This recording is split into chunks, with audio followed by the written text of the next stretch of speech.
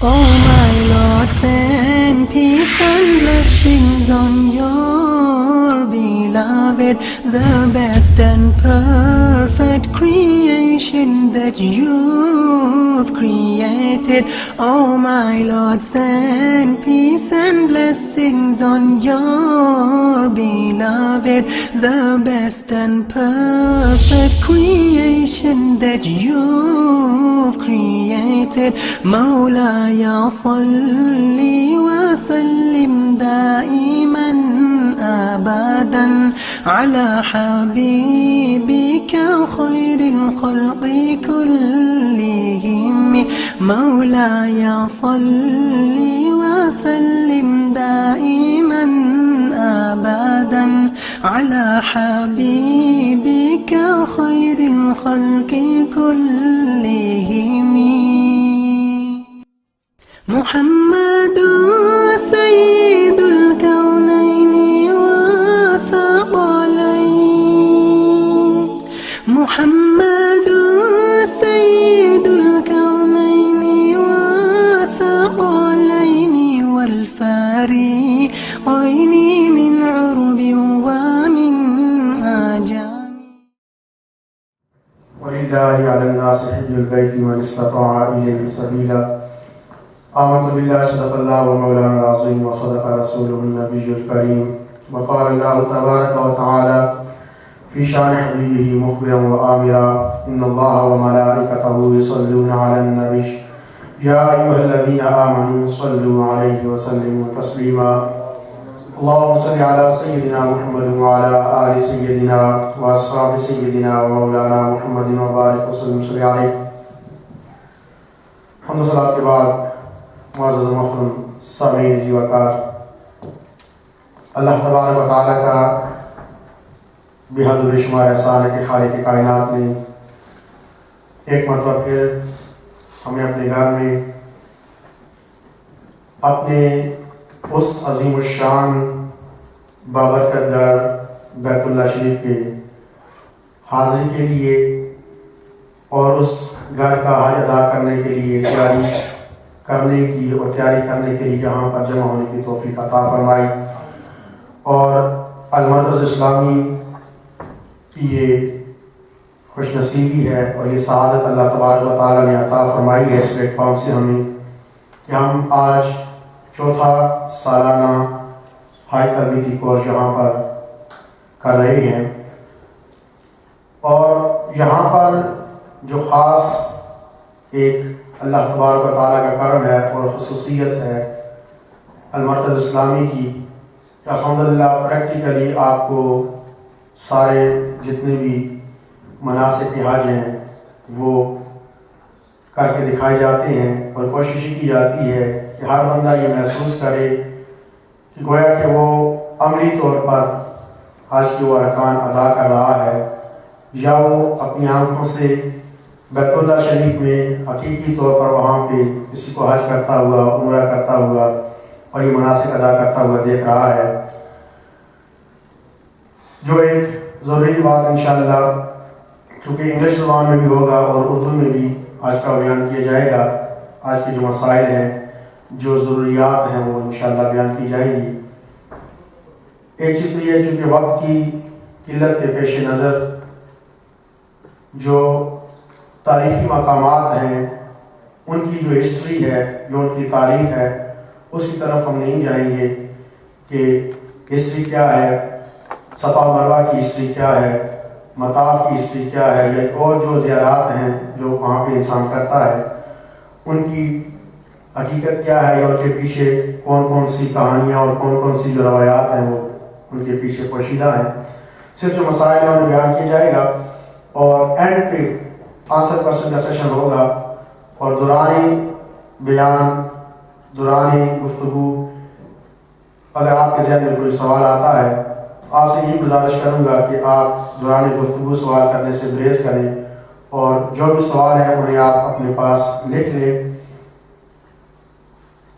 اور نوٹ کر لیں، انشاءاللہ بعد میں آپ سوال پوچھ سکتے ہیں، انشاءاللہ آپ کو جواب دیا جائے گا۔ مفتی صاحب انشاءاللہ یہیں پہ ہوں گے، اگر کسی سوال کا جواب اگر اس وقت ذہن میں نہیں ہوتا تو اس میں کوئی ऐब की बात नहीं है, कोई इसमें ऐसी नक्स की बात नहीं है। इंशाल्लाह आपको कोशिश की जाएगी कि आपके सवालों का जवाब दिया जाए और मुफ्ती साहब होंगे उनसे पूछ इंशाल्लाह, या वो खुद अगर बनफ से ही यहाँ पे हाजिर हो जाते हैं तो इंशाल्लाह आपके सवालों का जवाब वो देंगे। इंशाल्लाह तिलावत कलाम मजीद से इस खूबसूरत प्रोग्राम का आगाज़ होगा। उसके बाद मुख्तसर शार नात के शार पेश किए जाएंगे। फिर उस्ताद मोहम्मद अली जो मस्जिद इस्लामी के स्टूडेंट भी हैं और यहाँ पे पढ़ाते भी हैं, उनके हवाले में माइक करूँगा, इंग्लिश में इंशाल्लाह उससे बयान करेंगे और फिर उसके बाद उर्दू में इंशाल्लाह इसका बयान किया जाएगा। अऊज़ु बिल्लाहि मिनश शैतानिर रजीम, बिस्मिल्लाहिर रहमानिर रहीम।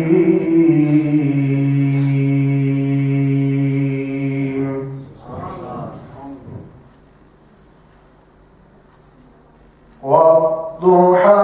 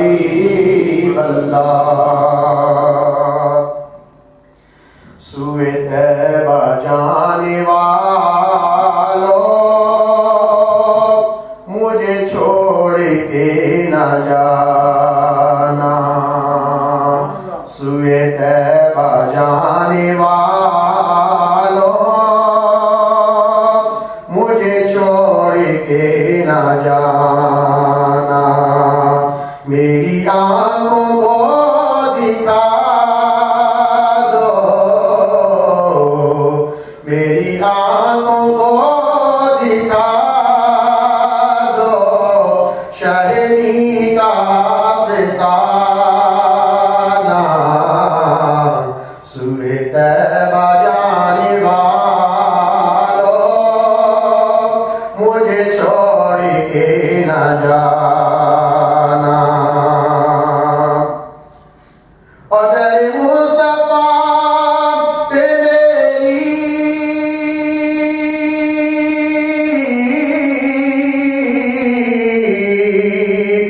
जब हाज़री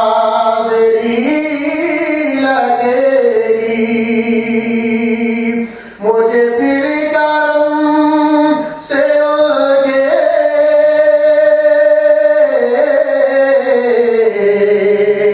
नई जिंदगी मिलेगी मेरे लब पे रात दिन है मेरे लब पे रात दिन है शायद खाता तराना सूए तैबा जाने वालों मुझे छोड़ के न जाना मेरी आंखों को दिखा दो शहरी का सिताना सूए तैबा जाने वालों मुझे छोड़ के न जाना। और इंशाअल्लाह मैं गुजारिश करता हूँ जनाब उस्ताद मोहम्मद अली साहब से तशरीफ लाएँ और आज का आज की इस बयान को स्टार्ट करें और दुआ है कि अल्लाह तबारक व तआला हमें आज के मसाइल को समझने की और इसके अरकान को सही तरीके से याद करने की तौफीक अता फरमाए। इसमें एक रिवायत में आता है कि शख्स जितनी हज की तैयारी करता है बज़ाहिर हज मुश्किलात का सफ़र है इंसान को इस सफ़र में बड़ी सोबतें बड़ी तकलीफ़ें बर्दाश्त करनी पड़ती हैं लेकिन जितनी इसकी तैयारी की जाती है रिवायत में आता है कि अल्लाह तबारक व तआला इतनी आसानियाँ पैदा करता है। अल्लाह तबारक व तआला हम सबको अपनी घर की हाज़िरी की तौफीक अता फरमाए। Inshallah, what we're going to do is go through a PowerPoint presentation regarding the whole aspects of Hajj. So if you're in a position where you can't see the screen, please feel free to move around so that you can comfortably see the presentation that I'm going through here. Molana has some leaflets that we have printed for the Hajj and Umrah guide. We'll be giving you them as well. So this is something you can take away with you that has some very detailed diagrams and notes on there as well for you to be able to use. Now, it's not a formal lecture, it's a workshop, it's a seminar, so that I'll be trying to do as much interaction as possible. Inshallah, we'll be sharing with you theory and practice. And I will also, alhamdulillah, I went to Hajj in 2011, so I've been there and I'm going to share with you some advice, on a personal level as to what I've been there, what I've seen, etc. The kind of advice you don't get from a book. So you could read a book, but you don't get the same feeling that you do from someone who's actually been and gone through the whole experience as well. So, Bismillahirrahmanirrahim, we'll start with the presentation. So first of all,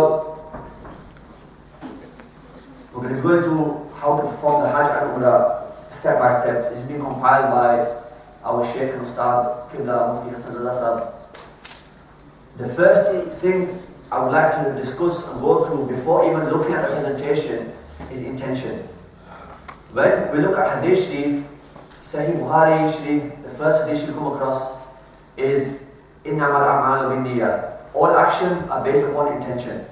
So we must, before we do anything, get our intention right. And the intention should be that we're taking this journey, we're going to embark on this journey purely for the sake of Allah subhanahu wa ta'ala, to earn His pleasure and to complete one of the 5 pillars of Islam. It shouldn't be to show off to other people that you have 5 or 6 grand to be able to go to Hajj. It shouldn't be because you're just jumping on the bandwagon and think, oh, I might as well. You should have the sincere intention that this is for Allah subhanahu wa ta'ala alone. You're not showing off to anybody, you're not doing it for anybody else's pleasure. It's 110% for Allah subhanahu wa ta'ala. And once the intention is correct, then inshallah everything else will fall into place and become easy as well. So you must make sure our intention is correct. First of all, health and safety related pre-Hajj preparation. Vaccinations, you will all know that you have to have vaccination as part of the conditions for the visa when you're applying. So you have to go to see a doctor, they give you one of these cards that they fill in your details to say you've had the relevant vaccinations. You normally give this to the people you're going with their passport, and then they apply for the visa. So they need to see this when they're applying for the visa as well. And when you're traveling, you need to take this with you on the travel, because they check this at certain points. So you need your passport, obviously the tickets, and you need this as well. And this is the little document that they have with all the various things in. So this says all the different vaccinations you've had, but you should have all had them by now. So those of you who will be embarking on the journey of Hajj, you should have all had the vaccinations and everything ready. You should have even got your visas by now as well, so that means you're definitely already prepared to go. Physical fitness is very important. A lot of the books that we read don't mention these kind of things, but physical fitness is very important. Out there you do a lot of walking. If you're not used to walking, which many of us won't be, we get into our car and off we go wherever we need to go. So we don't walk very much. So then when we do embark on the journey of Hajj and we're walking, we often find that we are troubled, our feet start hurting, swelling up, we get very, very tired easily. So as well as the theoretical preparation, a part of the practical preparation is also to get to a good level of fitness. It's a requirement anyway. Islam is very holistic. Deen is a way of life, and Islam promotes health and fitness, eating healthy and keeping fit all the time anyway. So with fitness, walking for minimum 30 minutes a day, and then slowly building it up 35 minutes, 40 minutes, as much as you're able to. Obviously, different people have different medical conditions and issues. So whatever you're able to do, try your best to build up the walking as much as possible. Because there will be times when you're walking for 3-4 hours at a time, and then a short stop, and then another 3-4 hours as well. So you need to make sure you're in a good state of health, so that the health does not become a hindrance to you being able to fulfill the rites of Hajj. You don't want to go from here to there and then be KO'd in bed because you can't walk and you're so tired from just a little bit of walking. Medication, remember to take medication with you. Obviously the basic things, paracetamol, ibuprofen, what you need painkillers wise, but in addition to that, any other medication that you might need that you normally take, or you might take something for any allergic reaction, or if you've got hay fever, you'll take some hay fever tablets, that kind of stuff. They are available at the counter in Makkah Sharif, Medina Sharif, very built up areas where there's a lot of pharmacies and all sorts of things there. But you'll notice there's Makkah Sharif, Medina Sharif, you have these facilities available. In Mina, you don't. In Muzdalifah, you don't. And in Arafat, you don't as well. So these are desert places that you'll be going to. You won't find any medication over the counter there. So if you get ill, Allah forbid, but if you do get ill, then there are doctors available. Makkah Sharif, Medina Sharif, Mina as well. Wherever you go, there will be doctors. There's medical camps, first aid camps available there, and they can obviously see to you and make sure you get the right medical help. They are quite good with that as well. Group dynamics, everybody will be going with a group. Hajj is one of those things you can't just go by yourself. Umrah you can go by yourself. Hajj you have to go with a group leader. The group leaders obviously have their own procedures and way of doing things, their timing, etc. Main thing is be punctual on your own part. There will be many people within your groups who are late, who are not careful about timekeeping, who are a bit careless, they're like, oh, koi gal nahi hai, they will catch up. Them kind of people let the whole group down. And what often happens, and this is one of the things where you need to have a lot of patience, is with other people. Okay? Because what you've got to remember is if people have poor timekeeping now, then they will have poor timekeeping when they're going to Hajj as well. Just because they're going to Hajj will not change them into a superhuman being. If they've got certain bad habits like bad timekeeping, then that will happen then as well. So you have to be patient with them people, but what you need to do is make sure yourself, you are on time and you're there. So that you yourself are not holding the group back or letting the group down. There will be delays, there will be several delays of several hours. Just remain patient and use that time, not just empty time, but use that time to remember Allah subhanahu wa ta'ala, do the zikr of Allah subhanahu wa ta'ala, read Durood Sharif, read the Talbiyyah, which we will go through as well. So use this time, it's not dead time. Just because you're waiting for an hour doesn't mean that that's an hour wasted. Use that time productively to remember Allah subhanahu wa ta'ala. So follow the instructions of the group leaders. The primary thing is making sure that as a collective, the group gets through the Hajj from start to finish. It is an individual obligation. Hajj is an individual obligation on somebody, but the thing is that we need to make sure we take care of the group as well, the other family members in the group and everybody in the group as well. And you'll know from start to finish, you build a special bond with those people that you embark on this journey with. Those people you go to Hajj with or Umrah with, once you've been there with them, because you've been on that journey, you've shared some very intimate and special times, special places, you have a special link and bond with them people as well. So look after everybody who's going with you and be considerate of the group. Patience, like I mentioned, and I will mention this at various points throughout, no matter how patient you are, you will lose your patience at some point. But you need to just remember to keep your patience, to remember why you're there, to remember the intention. You're not doing it for the sake of the group leader, you're not on Hajj because of anybody else, you're there because you're fulfilling an obligation to Allah subhanahu wa ta'ala, and you want His mercy, you want His forgiveness. So it's very important that you keep your patience. take the main thing you need to pack with you before you go is patience. Loads of it. Bucket loads of patience is what you will need. Okay, so you will, at every point, especially once the Hajj is complete, the 5 days of Hajj are complete, and everybody's a Hajji now, then people start losing their temper even more. Okay, so you need to be aware of this. So again, top of the list in terms of what to pack when leaving is patience again, in large doses. What you will need to do is pack one large suitcase with the main things in, and then one small case as well, or a small bag. Okay, so a suitcase and a bag, that's what you will need. You will also need one small bag to take to Mina. So Mina, you will take the small bag that you have, the small case, small bag that you're taking. You will just take some basic necessities in there to Mina. You can't take your whole suitcase to Mina with you, it's not practical. So you leave your suitcase in the hotel in Makkah Sharif, you will take a bag to Mina, and that's what you will be using there. Necessary equipment, anything that you feel you might need to use. Ihram, I will show you as well in a short while the Ihram, how to tie it. But the Ihram you will take, Ihram is 2 sheets, an upper sheet and a lower bottom sheet. So that's one set. One set is 2 pieces of cloth. This is for the men only. Then you will need one spare set of Ihram as well. So in total you'll have 4 sheets, which is 2 sets. And interchangeable, so if the bottom sheet becomes dirty, you need to remove that. You can remove the bottom sheet and replace it with another sheet. So you always have 2 spare. Then you wash one, you can clean it, purify it, and then you can use that again. And they dry very quickly there as well because of how hot it is. So the Ihram you will need 1 spare. You'll need a floor mat and a blanket for the night at Muzdalifah. Also in Mina as well, you will need to use this. So you can get the floor spread from there, the Chakai. You know, it's about 10 riyals, which is about £1.50, not very expensive. You can buy them from there. Certain things you can buy from there cheaper than from here. So instead of buying everything from here and then dragging it to there, and then you might as well just get certain things from there that you're able to get, and then you can use them. And a gumbal, a blanket, not your Raza from here, not the full, 12, 15 top Raza, nothing like that, just a gumbal that you will need to use to cover yourself there. Sleeping bags are not really promoted because you need to make sure your feet are uncovered. The top bone of the foot for the man, you need to make sure that's uncovered. So in the sleeping bag, even though you're not walking around and some ulama give ijazat for it, the best thing to do is not to have that. So when you're laying down as well, your legs will be covered, but your feet will be there. Small bag for stones, you will need. So these like the money bags, Barclays ones that you get, Yorkshire Bank, little money bags that you put the pound coins in. They're very good and useful. So if you take a few of them with you, when you're in Muzdalifah, you will be collecting the pebbles to stone the jamarats with, the shaitan, and basically you will just collect them in that little bag and you keep that with you. So that's a good thing to take a small bag for the stones. And take a few extra bags with you as well, because no doubt people will forget their bags and you can give them one, share you the stuff for that as well. Clothing wise, it's very, very hot out there, so you need to dress appropriately. Obviously, there will be days when you're in Ihram, strictly, but then there will be also days when you're not in Ihram. You'll be wearing normal clothes, normal jubba, or shalwar, whatever you're wearing.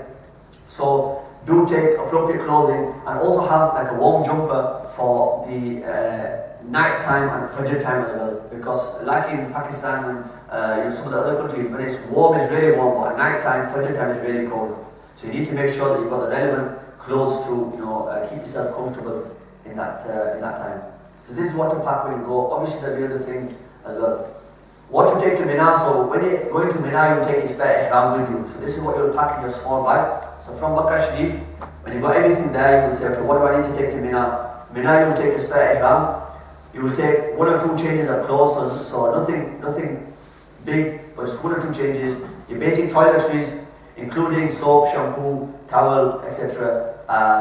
But you can't use the soap and shampoo that has a smell to it or a colour to it in the state of ihram. I have with me here let us start to show you. This soap here is called Simple. It's a Simple brand. It has no colour and no smell to it. So no perfume or colour to this. So you can use this in the state of ihram. Okay, it's just plain. It doesn't have any colour. But also you have things like shower gel. Again, this is Simple shower gel. Okay, that you can use. This has no smell to it and no colour to it as well. So this brand you can use. This is available from Home Bargains, Boots, whatever. So you can use this even in the state of ihram. So with your basic toiletries, medication, and any other necessities that you have, you will take to Mina. Going to Mina, you will be traveling light as possible. Okay. So then, what to take to Muzdalifah? the names of these places may seem a bit strange, but when I go through the journey with you, inshallah, you'll see where Mina comes, where Muzdalifah comes, where Arafat comes. But right now, I'm just going through what you will be taking to the relevant places. So from Mina, you will be going to Arafat and Muzdalifah. In Muzdalifah, you will take your floor mat with you, you will take a blanket with you because you will be staying there overnight. You will take the small bag for collecting the stones, because in Muzdalifah is where you will be collecting the stones. You will take a packed lunch with you, because often there will be definitely no food in in Muzdalifah available. Okay, there's no shops to buy anything, there's no burger vans, there's no McDonald's, there's nothing there to buy anything. So you will need to take some food with you, take drink with you as well. 1 bottle of water for drinking. I recommend more than 1 bottle, a few bottles of water for you to drink, but also water for you to do wuzu as well. Because you'll see later on that we will read Maghrib and Isha namaz in Muzdalifah, and then we will read Fajr namaz in Muzdalifah as well. So you will have wuzu for Maghrib, Isha, you make that in Arafat before you go. But when you're in Muzdalifah for Fajr time, you will need to make wuzu, and there's no taps, there's no wuzu facilities there, there's no toilets there. So basically there's absolute minimum things. So you will need to take water with you for wuzu as well. Toilet facilities, I will mention again, when you're at home, you obviously have your whole bathroom suite, nice and comfortable. Everybody feels comfortable at home in their own bathroom. And then when you go to the Makkah Sharif hotels, even though it might be a nice hotel, whatever, 2-star, 3-star, 4-star, but your own bathroom is your own bathroom. This is a big thing for people. They think, oh, I need to have a comfortable bathroom, I don't care about anything else. As long as the bathroom is okay, I can shower and use the toilet properly. This is a big thing for people. So when you're in Makkah Sharif, the standard drops slightly from what you're using here, okay? And in reality, that's going to happen. When you go from Makkah Sharif to Mina, the standard drops again. Okay, don't expect anything big here. There's no toilet rolls and nothing luxurious. In Mina, the standard drops very much. Then in Arafat, even more so. Okay, there are toilets there, but very little. In Muzdalifah, it's non-existent. Okay, so be prepared for this is why there's a gradual reduction in your luxuries. So be aware of this and make sure you're eating and drinking reasonably. Don't just, if you see biryani there, just start, tuck into it and then later on have stomach problems and all that kind of stuff. So eat a certain amount that you can feel comfortable and you won't need to keep running to the toilet, etc. Because there aren't many toilets there. So moving on, money and valuables, take as little as possible with you. It's not a holiday as such, where you think I'm going to go and buy presents for everybody. Obviously you do buy kajur there, you have your water, which you don't need to buy, you buy the gallons for it. But then you do buy a few gifts and things for family, but take as little money as possible. Don't go crazy with the money there because you need to keep it secure, and there aren't very many secure places to keep it. Hotels are quite secure, but normally you will leave your key at reception. So what happens is, depending on your package, if there is 5 or 6 people sharing a room, which is typically how it is, they're not going to give you 5 or 6 keys. So you're not going to have your own personal key to your room. So what you'll have to do is leave the key in reception, so if any one of your other roommates comes into the hotel, they can access the room. So you leave the room key there. So it's not like it's 100% secure. So you need to make sure that what you've got is reasonable and not too much in terms of money. If you do leave money in your hotel room, obviously leave it in the suitcases, in your bags, make sure the bags are locked, and then you keep the key for the bags and your suitcases with you. The other thing to mention money-wise is keep money separate. So if you've got £1,000, don't put £1,000 in one place, split it up into hundreds. So put 100 in one place, 100 in another place, 100 in another place, different. You might put it wherever you think appropriate, but split the money up. So if, Allah forbid, somebody does try and nick the money and gets hold of 100, then that's fine, you've still got 900 there. But if you put the stash in one place, like under the mattress, all of the money, like we do here, then the chances are they're going to take it. Okay, so you need to be aware of this.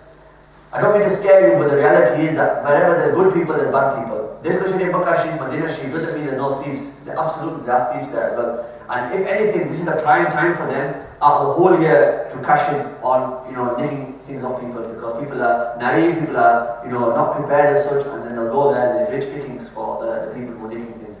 So we need to be aware of this. In Mina, nowhere secure to leave anything. In Muzdalifah, nowhere secure to leave anything, or in Arafat as well. So you can't leave, money and things and just walk off. So there's money belt which I'll show you as well, which you can wear, and that have pockets in there where you can keep money and things like that. You don't have to worry about your passport, because that your group leader will pass that on to the Saudi official who will take care of all that for you. They'll keep all of that. So moving on, debit cards widely accepted in shops and restaurants, in Makkah Sharif, Medina Sharif as well. There are cash machines out there, but they're limited. Also, there'll be like charges and various things for using the debit card abroad. So it's entirely up to you. You have a choice. You can either take cash with you, you can take a debit card with you, but that's up to you. There are facilities available there. Essentials. So we've got ihram, 2 sets. We've got your personal clothes, what clothes you feel comfortable in. Your money, your passport, your air ticket, and also the vaccination card that I showed you.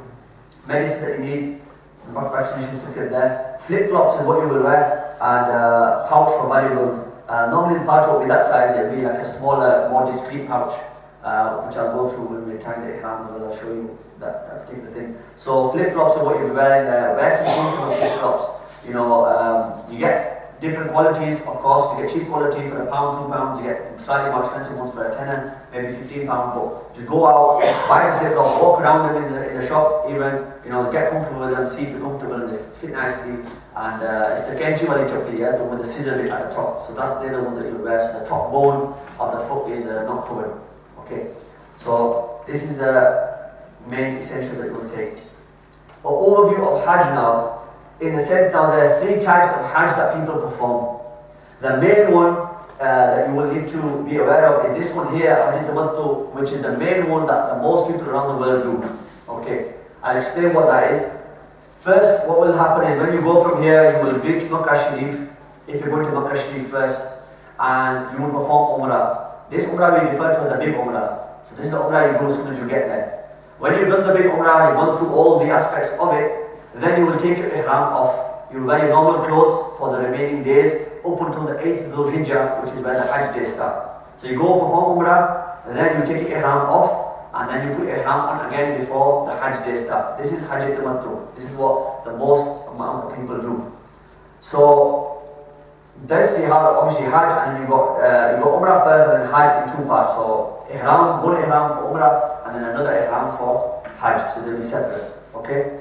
So there's a gap in between the Umrah when you get there and the Hajj that you do, where you're not going to be in the state of Ihram and you're not going to be physically wearing the Ihram as well. Okay, so it's slightly easier. That's Hajj Tamattu.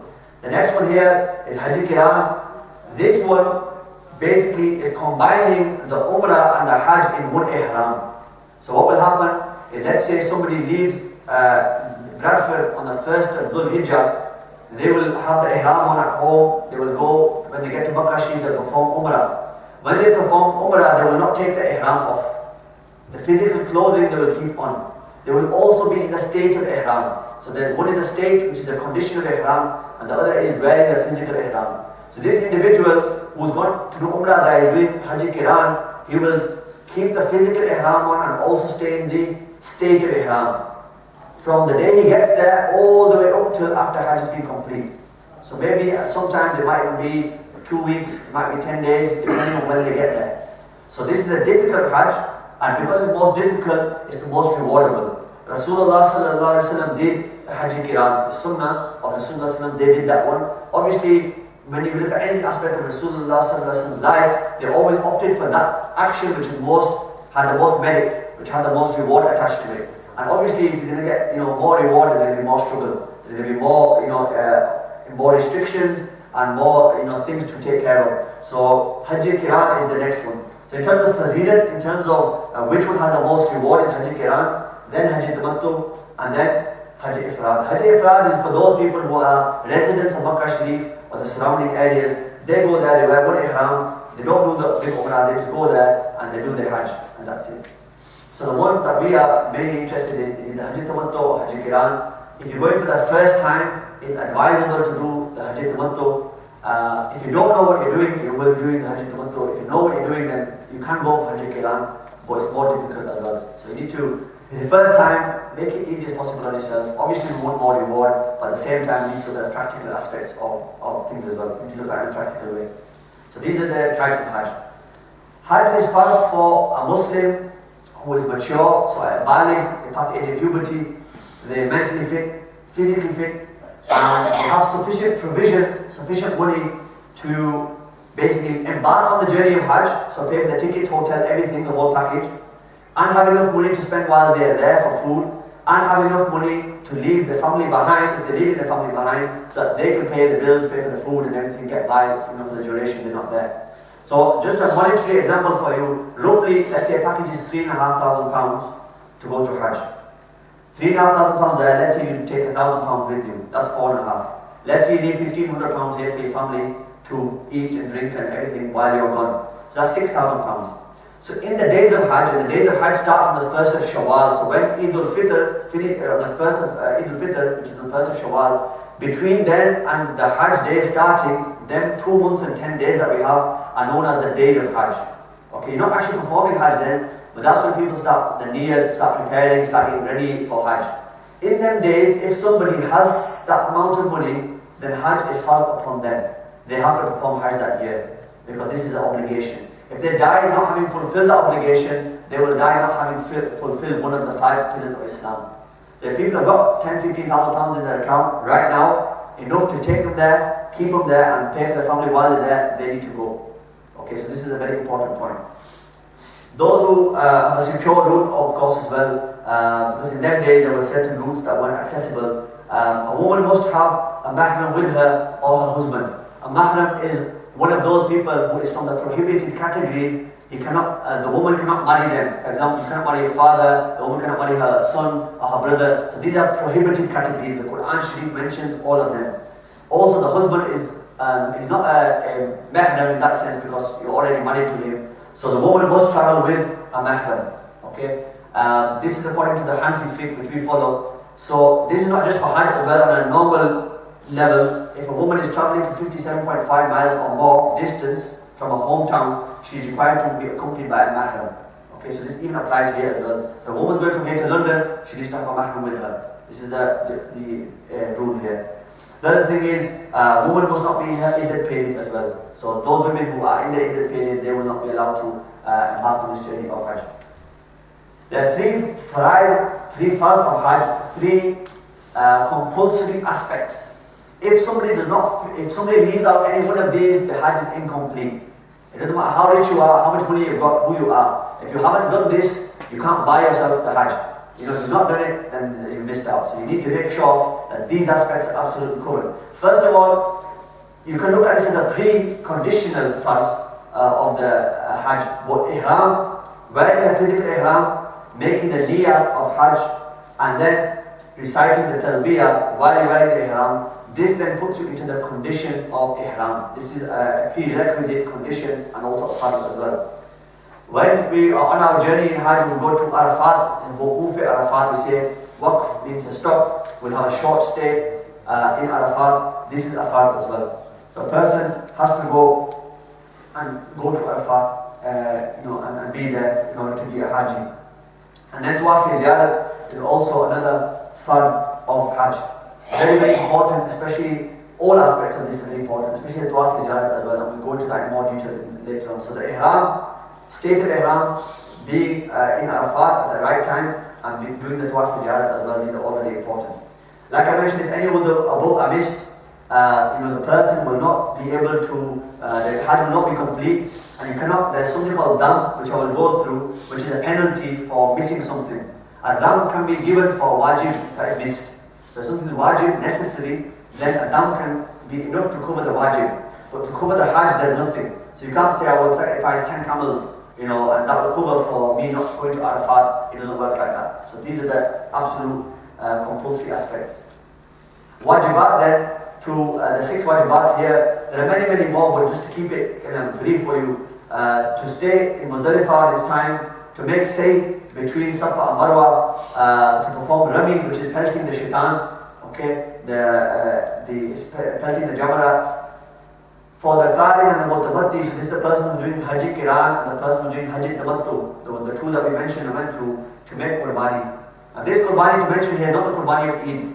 The Qurbani of Eid is not wajib upon the people who are doing Hajj. This is a Qurbani which is a offering to Allah subhanahu wa ta'ala in the sense of gratification and glorifying Him and showing the thanks to Allah subhanahu wa ta'ala. You've gone to His house, you've lived in Makkah Sharif, and this Qurbani here, the offering, is a wajib Qurbani, it needs to be done, but it's not the same Qurbani as Eid Qurbani.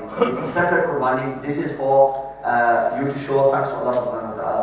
Also, Shaykh shaving of the head, halq, or cutting the hair is also a wajib as well. The afzal way is to shave the head. This is for the men only, not the women. The women do not shave the head. So for the men, they shave their head. This is the afzal. This is the sunnah of Rasulullah sallallahu alaihi wasallam. Because we are embarking on the journey of Hajj, inshallah, we need to do our very best, as much as practically possible, to follow the sunnah as much as possible as well. We shouldn't look, oh, it's only sunnah.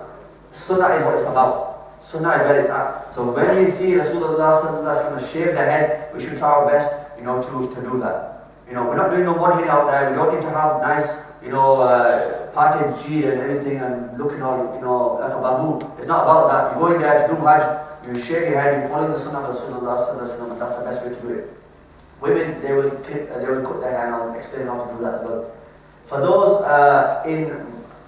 those who are coming from out of Makkah Sharif, they do the Tawaaf without, which is the Tawaaf of farewell. Okay? You have Tawaaf Qudum when you get there and go through the Tawaafs in a short while. This is Tawaaf Wida, which means like Al-Wida. We say Al-Wida, that means goodbye, farewell. So this Tawaaf Wida is wajib, and it's the farewell Tawaaf. It's the last Tawaaf, the last circumambulation that you'll do of the Kaaba Sharif before you leave Makkah Sharif to either come home or go to Medina Sharif. Some packages will take you to Medina Sharif first, and then you go to Makkah Sharif, do your Hajj, and straight after Hajj you'll come back home, depending on when you go. Other packages, what they will do is they'll go to Makkah Sharif first, you will do the Hajj, and after the Hajj, maybe a day or two later, then you go to Medina Sharif, then from Medina Sharif you'll come back home. Okay, so there's different ways. Some people have already been. When you're there, inshallah, you will have people saying, have you been to Medina Sharif or not yet? So you'll get an idea. People often ask this question, have you been or have you not been? Or no, where you go? So they'll ask you where, so where you come from, etc. Where you come from, Medina Sharif or from home. So if a wajib is missed intentionally or unintentionally, knowingly or unknowingly, then the Hajj will be complete, but the dam will be essential to make up. Okay? So I'll explain what the dam is. Now, dam is basically you need to sacrifice an animal, a sheep or a goat, for compensation for this wajib that you missed out. So it's equivalent now of 450 riyal, which is £75. Okay? So that is what you need to pay as dam. So it's similar to now Qurbani cost. Animals cost the same. We just call it dam because that's what it's a compensation. So if somebody misses a wajib or does anything against the wajibat, they will have to do dam, which is to pay that relevant amount of money to the group leader who will go and make sure that sacrifice is made to compensate for it. But we should definitely not have the approach that we be neglectful of the wajibat and think, oh, I'm a loaded guy or I'm a loaded lady, I'll just pay them. People do that when they go there. Unfortunately, they'll go there and say, oh, it doesn't matter, these rules don't apply to me. I can do what I want. End of the day, if I need to do that, I'll give him 75 quid. I'll say, yeah, look, there you go, there's the money. It's not about that.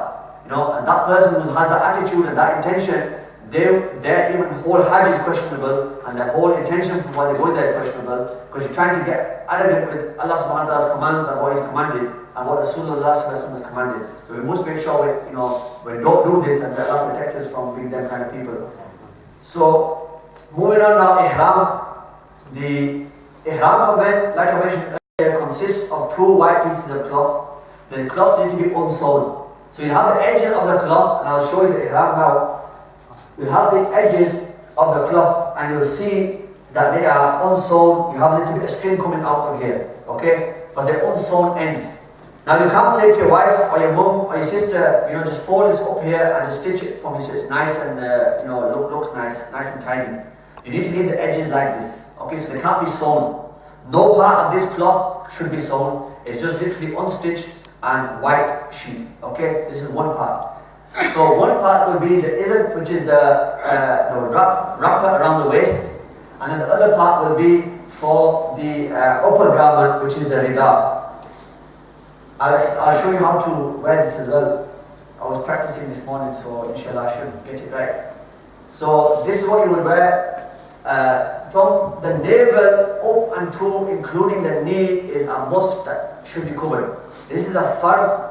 This is on a normal day as well, not just Hajj. Any normal day, a Muslim male must be covered from below his belly button up to and including the knee. So speedos, you're not allowed to wear. Anything short, above the knees, you're not allowed to wear. This is on a normal day. This is where you, in the gym or wherever you're going or whatever you're doing, you cannot wear anything less than from below the belly button up to and including the knee. So the knee bone, the kneecap must be covered. Okay, this is a minimum on a normal day.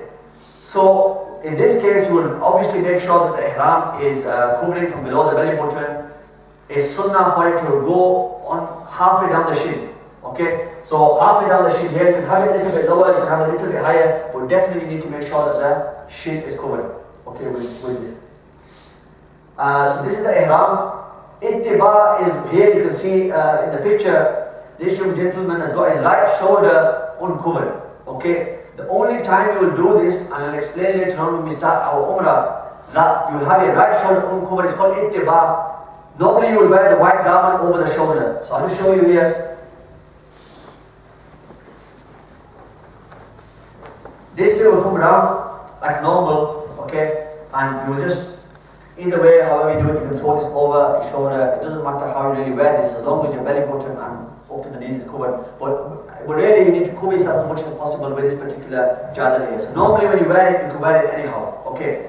When you are wearing it for the Tawaaf, when you get there for the big Umrah, this chadar will come here and the right shoulder, okay, will be uncovered. So all you will do is take this from underneath, from here, and this will be thrown over, like this. So the right shoulder will become uncovered, and it will be over the shoulder. This is only, like I mentioned, this is only for the men, because only the men wear this ihram. Okay, so they will do the ittiba. So that's what we need to make sure we do at that point. So the next slide shows ihram for women. Okay, I'll go through the ihram for men in more detail. I'll show you how to tie it at this point as well. Plus it'll break up my talking, give you a rest and give you a rest as well. So I'll show you how to tie the ihram, the lower garment. Inshallah. There are different ways of tying it. Molana Sahib will be able to show you another way, his way of doing it. But Molana Ishtiyaq, who's in Pakistan at the moment, who normally does this Hajj seminar, he showed us a way which I really liked. So I chose that particular way. So there's not one set way. You don't have to do it exactly like this. If you have your own way, you can do your own style. It doesn't matter. Okay, but there's certain rules of tying this that we need to be aware of. So what we do here is the length, obviously going around this way. You will start off with the kapra like this, okay, full length all the way down to the floor, and you will take the corner, okay, the ladies don't really need to see this because obviously they're not wearing this ihram, they're wearing normal clothes, okay, so you get the corner here, and you will bring the corner to this side, okay, so the length, doesn't matter however long that is, that can go that way. What you will do is you will take this length here, okay, and you will bring this to this corner. Before you do that though, you need to open your legs as wide as you can, okay, this is important. Because if you don't, you'll be like a penguin. Okay, you'll be tied here and your legs, and as soon as you start walking, you'll fall over. So you need to be, it's very, very important. When I did this first time, I thought, why aren't I be able to move anywhere? Because I hadn't opened my legs. So you need to practice this as well before you go. So you open your legs as wide as possible. Okay? You're going to open wider than this normally, because obviously I've got jubba and that's restricting me slightly. So you open the legs as wide as possible. You bring this corner here. Okay? That side. So you've got one covering over there now, so you can see from there one covering coming across. This kapra will now come around the back to this side, okay? And I will take this corner here. Okay, so I have two corners here now of the kapra. So if I show you again, it's simple in the sense that this comes here, okay, length on this side, this comes across, bring this around, okay, making sure you see the legs are wide.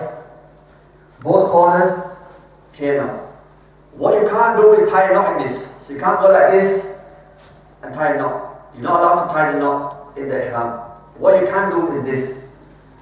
You take one part over, one under. One over, one under. This is not a knot, you're just twisting it.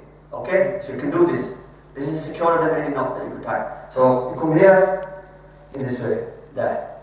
Then from here all we do is we just tuck that in there. Okay? I'll show you the belt. My dad's belt is to make sure you don't lose it. Take it, but don't lose it, don't give it to nobody. But this is my little memory from there. So you tie the belt. You need to tie the belt with the intention that you're using it for money. Not with the intention that you're using it to keep the ihram up. Okay? So the intention needs to be right with this. You're not wearing it for the ihram, you're wearing it because it's keeping your valuables in money. So what you do here now is you just roll the ihram from here. You can see the belts inside now. So my money is in the belt and the belt's underneath. So nobody's getting to that. Okay, it's secure. Nobody knows about it or that I'm even wearing a belt. So this now you can keep folding up and bring up as much as possible. This will stay secure. Okay, so now we can see from here I'm covered all the way around, and there's also this kapra coming through here as well. Okay, so my modesty is going to be guarded the way I've tied this. Okay, it's very secure, it won't come off. Okay, and then what you need to be able to do is just walk in this here. I can go a reasonable stride. Okay, and it's not restricting me, it's not tight or anything. The other thing you need to do is the more you practice wearing this, because you don't normally wear this, do you? Right? It's normally jeans or jubba or shalwar kameez or whatever, tracky bottoms. So this is a little bit more weird. It feels a bit uncomfortable as well. So what you need to make sure is with this, that you wear it, walk around the house. If you want to come here, put it on and walk around in the mosque with it. And the more you walk, the more comfortable you'll feel. And when you're there, it's not going to be a hindrance to you performing the Hajj. Okay, so wear this is most comfortable in that way. And then this will be the other sheet that I mentioned. So one here, and the other sheet will basically, like I mentioned, just be like a normal chadar, the way you wear it over your shoulders. So here, and then just cover yourself up. There you go. That's your ihram. The bottom part and the top part as well. Okay.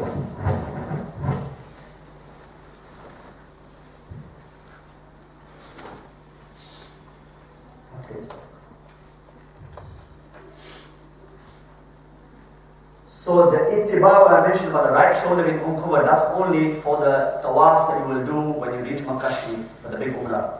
That's the only time you will do that.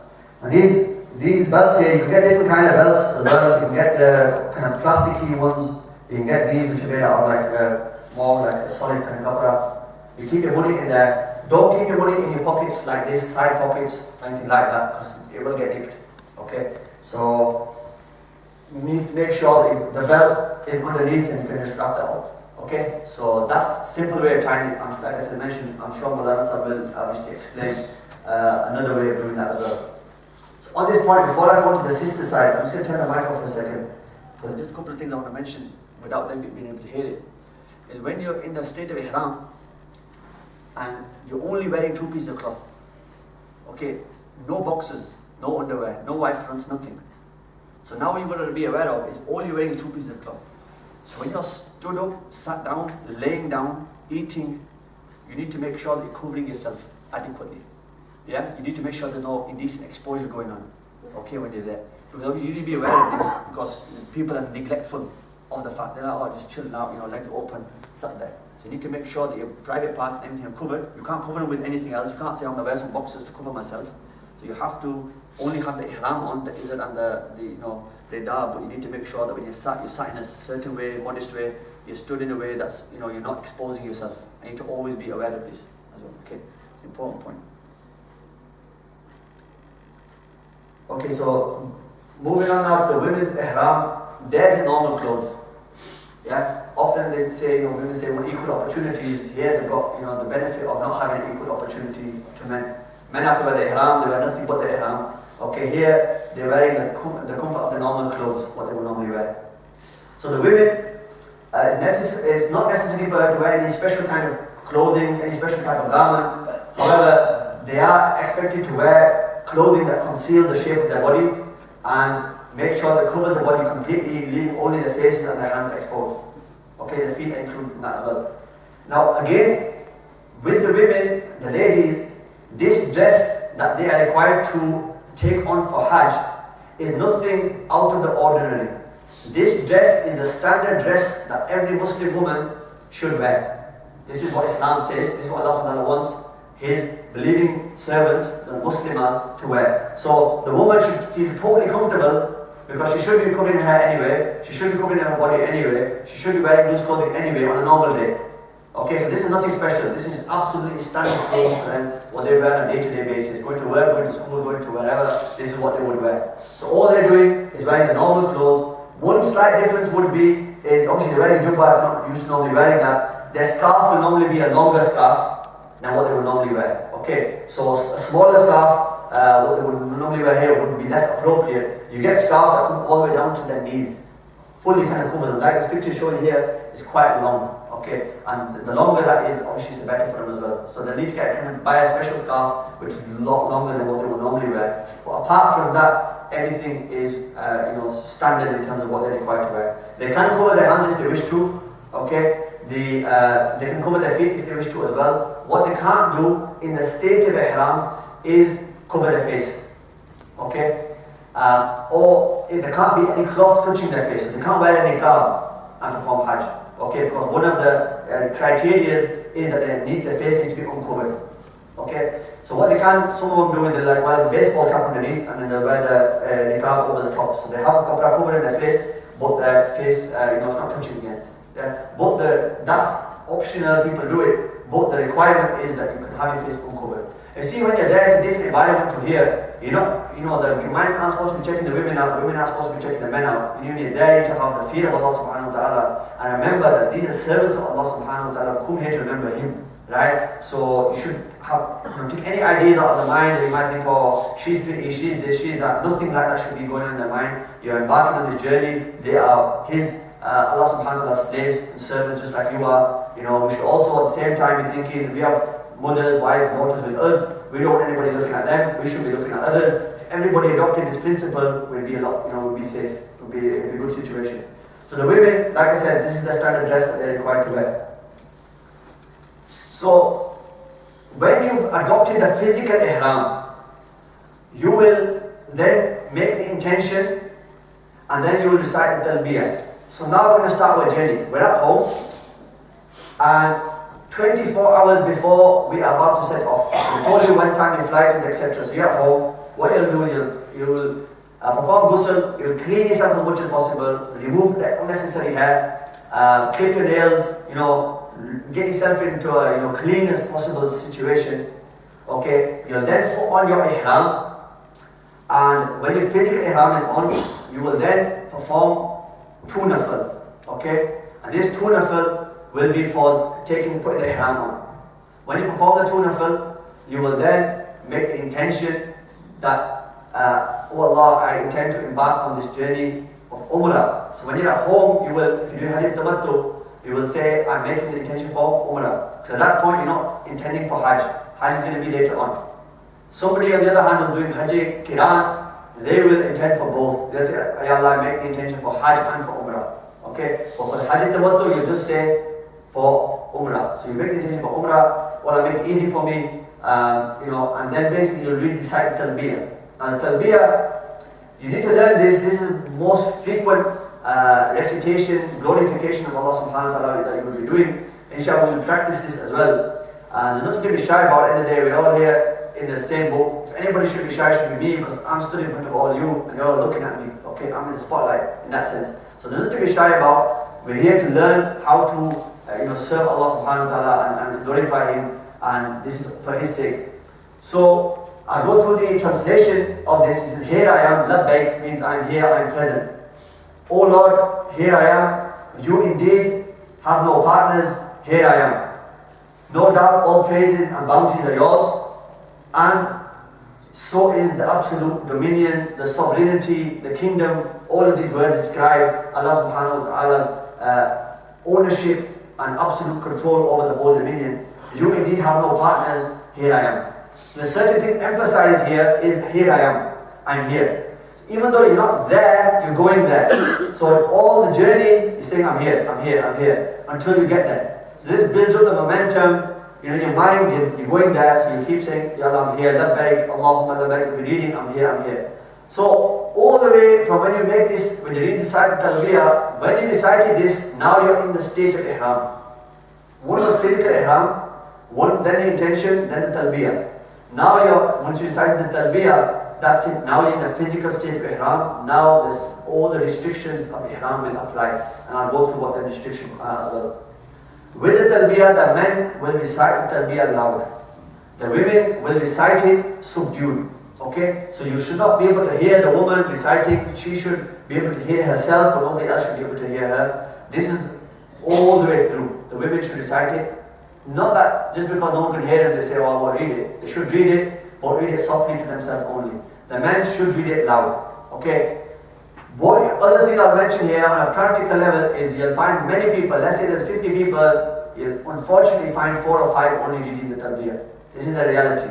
Because everybody else is like, I'm too tired. We were reading on the plane when we went, and there were people complaining to the leader of the group to say, tell them to be quiet so that we can sleep. They're saying that how to Qari, neither are you. So, not like we're singing songs now, is it? No, we're not rapping Tupac now, are we? We're reciting the Talbiyyah, we're on our way to Hajj, come on, wake up, you're going to be asleep for the rest of your life.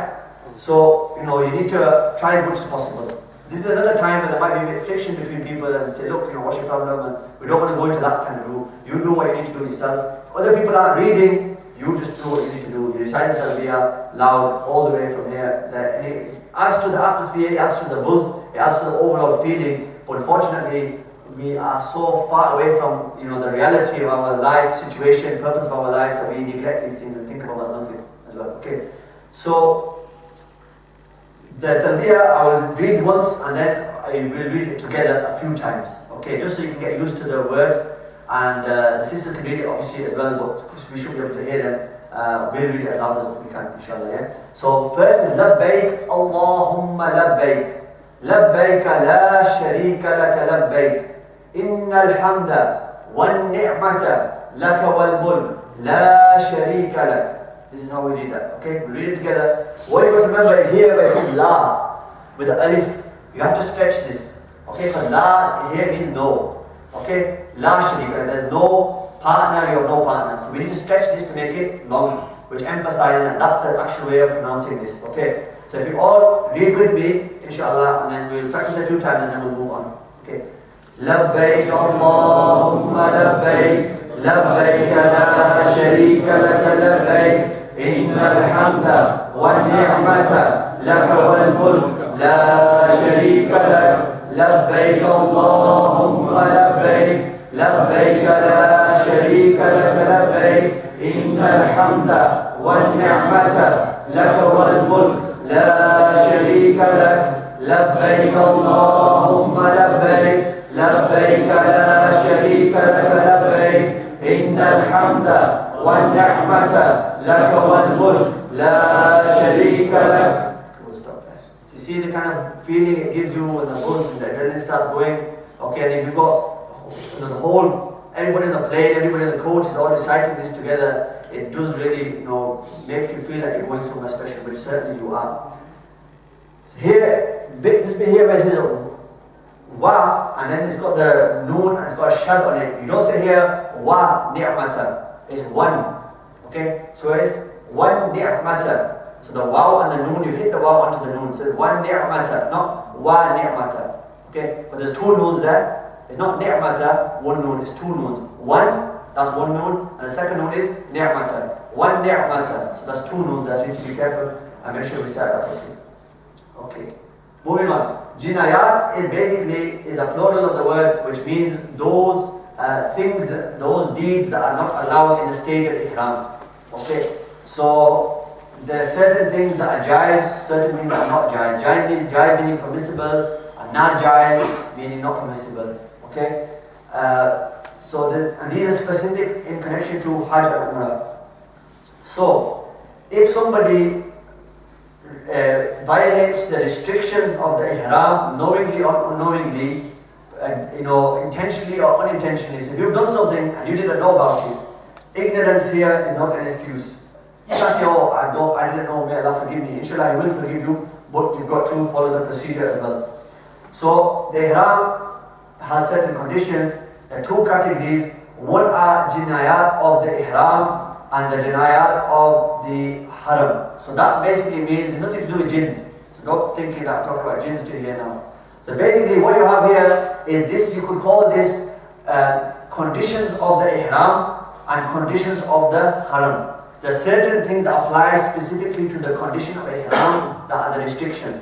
There are other things that are specific with the Haram, which is the sacred sanctuary, the boundary area of the Makashi in that area. Okay, so this is what you need to be aware of. So there's two types, one of the Ihram and one of the Haram. The Ihram, the 8 in total here, these things you cannot do now that you're in the state of Ihram. So remember, we've already had a bath, we've cut our nails, we've removed any hair that we want to remove, we're absolutely clean. We put any attar on that we want to put on, okay, roll on, all that kind of stuff. For women, they can use antiperspirant, you know, all that kind of stuff. What they shouldn't apply is any perfume on the outside. Okay, men can, the women shouldn't apply, you know, Christian Dior, whatever, Gucci, whatever they want to wear on the outside. Because the outside one will then attract the attention of other men, and that's prohibited on a normal day, never mind Hajj. So what they can do is use antiperspirant, use a roll-on, so that's internal, that's different. But what the men can do is wear attar, wear scent, okay?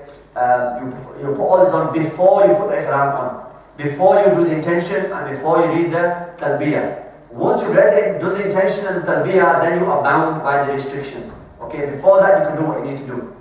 So, to use a scent now is prohibited. So we can't use any scent.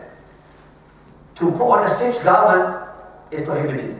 So you can't then, you know, read the Talbiyyah after the intention and then put on a jumper, because a stitched garment is not the ihram. So you need to be aware of this. To cover the head and the face for a man and only the face for a woman. So the man is not allowed to cover his head, so no topi, no imam sharif, bare head. This is not in the state of ihram. So the man is not allowed to cover his head. He's also not allowed to cover his face. Okay, so the female, the woman, she's not allowed to cover her face. She must cover her head, but she's not allowed to cover her face as well. Like I mentioned earlier, we were discussing the ihram. So to pull out any hair from the body, or killing or separating, separating a louse from the body. So hopefully we don't have any louse we call Juma, right? So separating them or killing even a nit, a Jew, you're not allowed to do that. So basically, you can't pull out any hair as well. So if you've got a beard, you know, you can't be going like this, pulling your beard, you know, and messing about with it. Because if any hair falls out while you're doing this, then you will have to pay dam. Okay, 75 quid a shot. It gets quite expensive. You need to be very, very careful. Okay. The other thing is, if naturally you will know that, you know, when you're cleaning your house, hoovering up, cleaning the bathroom especially, you find lots of hair on the floor. That's if any of you ever clean the bathroom. But when you clean the bathroom, you're wiping and cleaning up, etc., there'll be hair on the floor, on the lino, on the tiles. That's because normally on our bodies we shed lots of hair anyway. Normally of your legs, of your chest, of your, you know, normally of your arms, hair falls off. Nobody's saying pay down for that, because that's normal, that's a natural process. This is intentionally pulling hair out, or messing about with your hair in such a way that it makes the hair fall out. That's prohibited. So you can't say, I've got a hair here, can I pull this out? You'll start pulling it out. If anything you need to do it before. So if you didn't have to be beard, do that before. You know, tidy your beard up, whatever you need to do it before. Okay. To trim the nails, like I mentioned, you can't do that. So that's, you know, before. You have to do that before as well. You can't have any conjugal relations, husband and wife relations, while in the state of ihram. So like I mentioned, everything that's prohibited, do it before, and then that's done. Then when the ihram, you know, conditions come, then you're sorted. Okay. So to abandon any of the wajibaat that we will be going through, that's one of the conditions as well. You cannot abandon, you cannot hunt any land animals. So don't go there with a, you know, sniper gun and start shooting animals down. Not that you do that anyway, but you can't hunt any animals there. You can't even point towards the animal. You might think, well, we're not going to do this. You know, I'm not going there to start hunting animals, but you need to be aware of these conditions as well. Okay. So you can't hunt because it's a sacred sanctuary. The blessing here is everything within the precinct of the Haram is protected by Allah subhanahu wa ta'ala's command. Okay, this is a land of peace, a land of security. Okay, so this is basically protected sanctuary, protected area. You know, the animals in there are protected. Why? Because they're in the Haram of the Shaykh. So killing, frightening, or assisting in hunting or hunting any animal in the Haram is not allowed. It's not permissible. So like I mentioned again, cutting or plucking any grass, trees from the precincts of the Haram is not allowed. So you can't grab a branch and start pulling it and break it off, break some leaves off, break off, you know, damage anything. So everything is protected. Yeah, look at the blessings of this environment. It's all protected. There's no harm coming to the animals. There's no harm coming to human beings because it's prohibited anyway. And also even the grass and the trees has such a blessed status that you're not allowed to damage it or affect it anyway. So here it says, if there are less hair of the beard or the head fall due to plucking, for each hair a handful of wheat is to be given. So this is like, not the down, but this is a lesser level of penalty. So you need to give a certain amount of wheat If the number is more than 3, they need to give 1.75 kilos a week. What the main thing here is stay within the restrictions. If you do something wrong, then speak to the group leader, or normally they should have an alim deen, a scholar accompanying you with you on your trip. You then get that advice from them. But for me to explain it to you now, for you to fully understand it without confusing you, some younger guys might not have seen any meat, so now I'm giving this much meat and all that, so it gets a bit confusing. So if you have any kind of issues, you can speak to the scholars who accompany you, they can explain what's happening, etc. So, like I mentioned, sadaqah, charity or penalty is not due if any hair, the chest, thighs, etc. fall out automatically, because that will happen. Okay. So, moving on, if a man wears a stitched garment for an hour or less in the state of ihram, then you'll be required to give charity handful a week. Okay. If it's less than half a day, then it's 1.7 kilos a week. And if he puts on the dress for more than the above mentioned, then that will be wajib. So if somebody covers his face or wears a stitched garment, whatever, for the whole day, then that will be wajib. So there's different technicalities. It's not just a straight cut scenario where you cover your face once and that's it, you're going to have to, or you wear a garment and that's it, you have to pay down straight away. There's certain levels. Sadaqah is price to be given anywhere. However, the dam has to be given in the precincts of the haram. Okay, so if somebody went to Hajj, made a mistake, came here, realized they made a mistake, and they missed a wajibat, and that dam was imposed upon them, they didn't know until a year, 2 years later, they need to give somebody the money to go, when they go there to Hajj, to give the dam in the haram. You can't do it here, you can't do it in Pakistan or wherever else, you have to do it in there. Okay, that's what it's due. It's not jais for a person to eat the meat of the animal himself or to benefit from the animal in any way. So if you're giving dam is penalty, you cannot eat from your own penalty. And normally we give qurbani, you eat qurbani, that's different. You keep a third of the actual meat for yourself and it's perfectly okay. But in the case of dam, you cannot have any little, no body should be from there, that's it. It all has to be given away. You won't even see the meat. If you have to give dam, you won't even see the meat, you won't see the animal. All you see is you give the money to the one person, he takes care of it for you. Okay. So warning here, I mentioned this earlier as well, some of the wealthy people, they commit mistakes intentionally and they say, I will just pay. Okay. So, like I mentioned earlier, that's not the kind of mentality people should have. Moving on, Mikaat. Mikaat now basically, you'll see here, in the red box here and the red box there and there. Jeddah is the airport, most of you will be, when we arrive there, we'll go to Jeddah. So I mean from Leeds, Bradford to Jeddah, Birmingham to Jeddah, Manchester to Jeddah, whatever. So you arrive at Jeddah, from Jeddah most people will go to Makkah Sharif, some will go to Medina Sharif of course. So Jeddah, this was marked in red, these are the cities. What's in green here, these 5 locations, these are those are the Mikaats.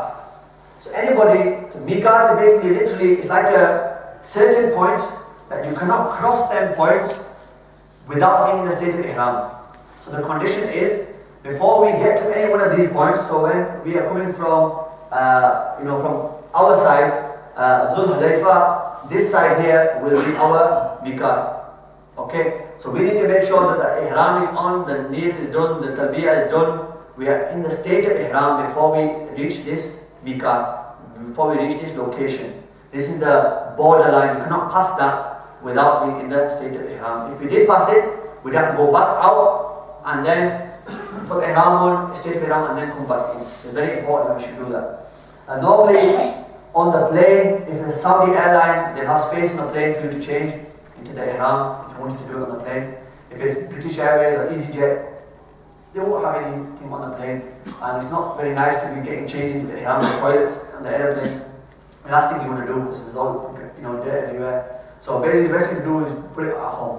One thing I'll tell you is that you can do, and where there is certain relaxations, I will explain to you that there's a relaxation here, take advantage of it if you want to. But I'm not advocating that you absolutely do this. What you can do is put the ihram on at home, don't make the intention and don't read the talbiyyah. But if physically wearing the ihram at home, you need your 2 nafil. Go to the airport, get onto the plane, and once you're all settled and comfortable on the plane's up, going.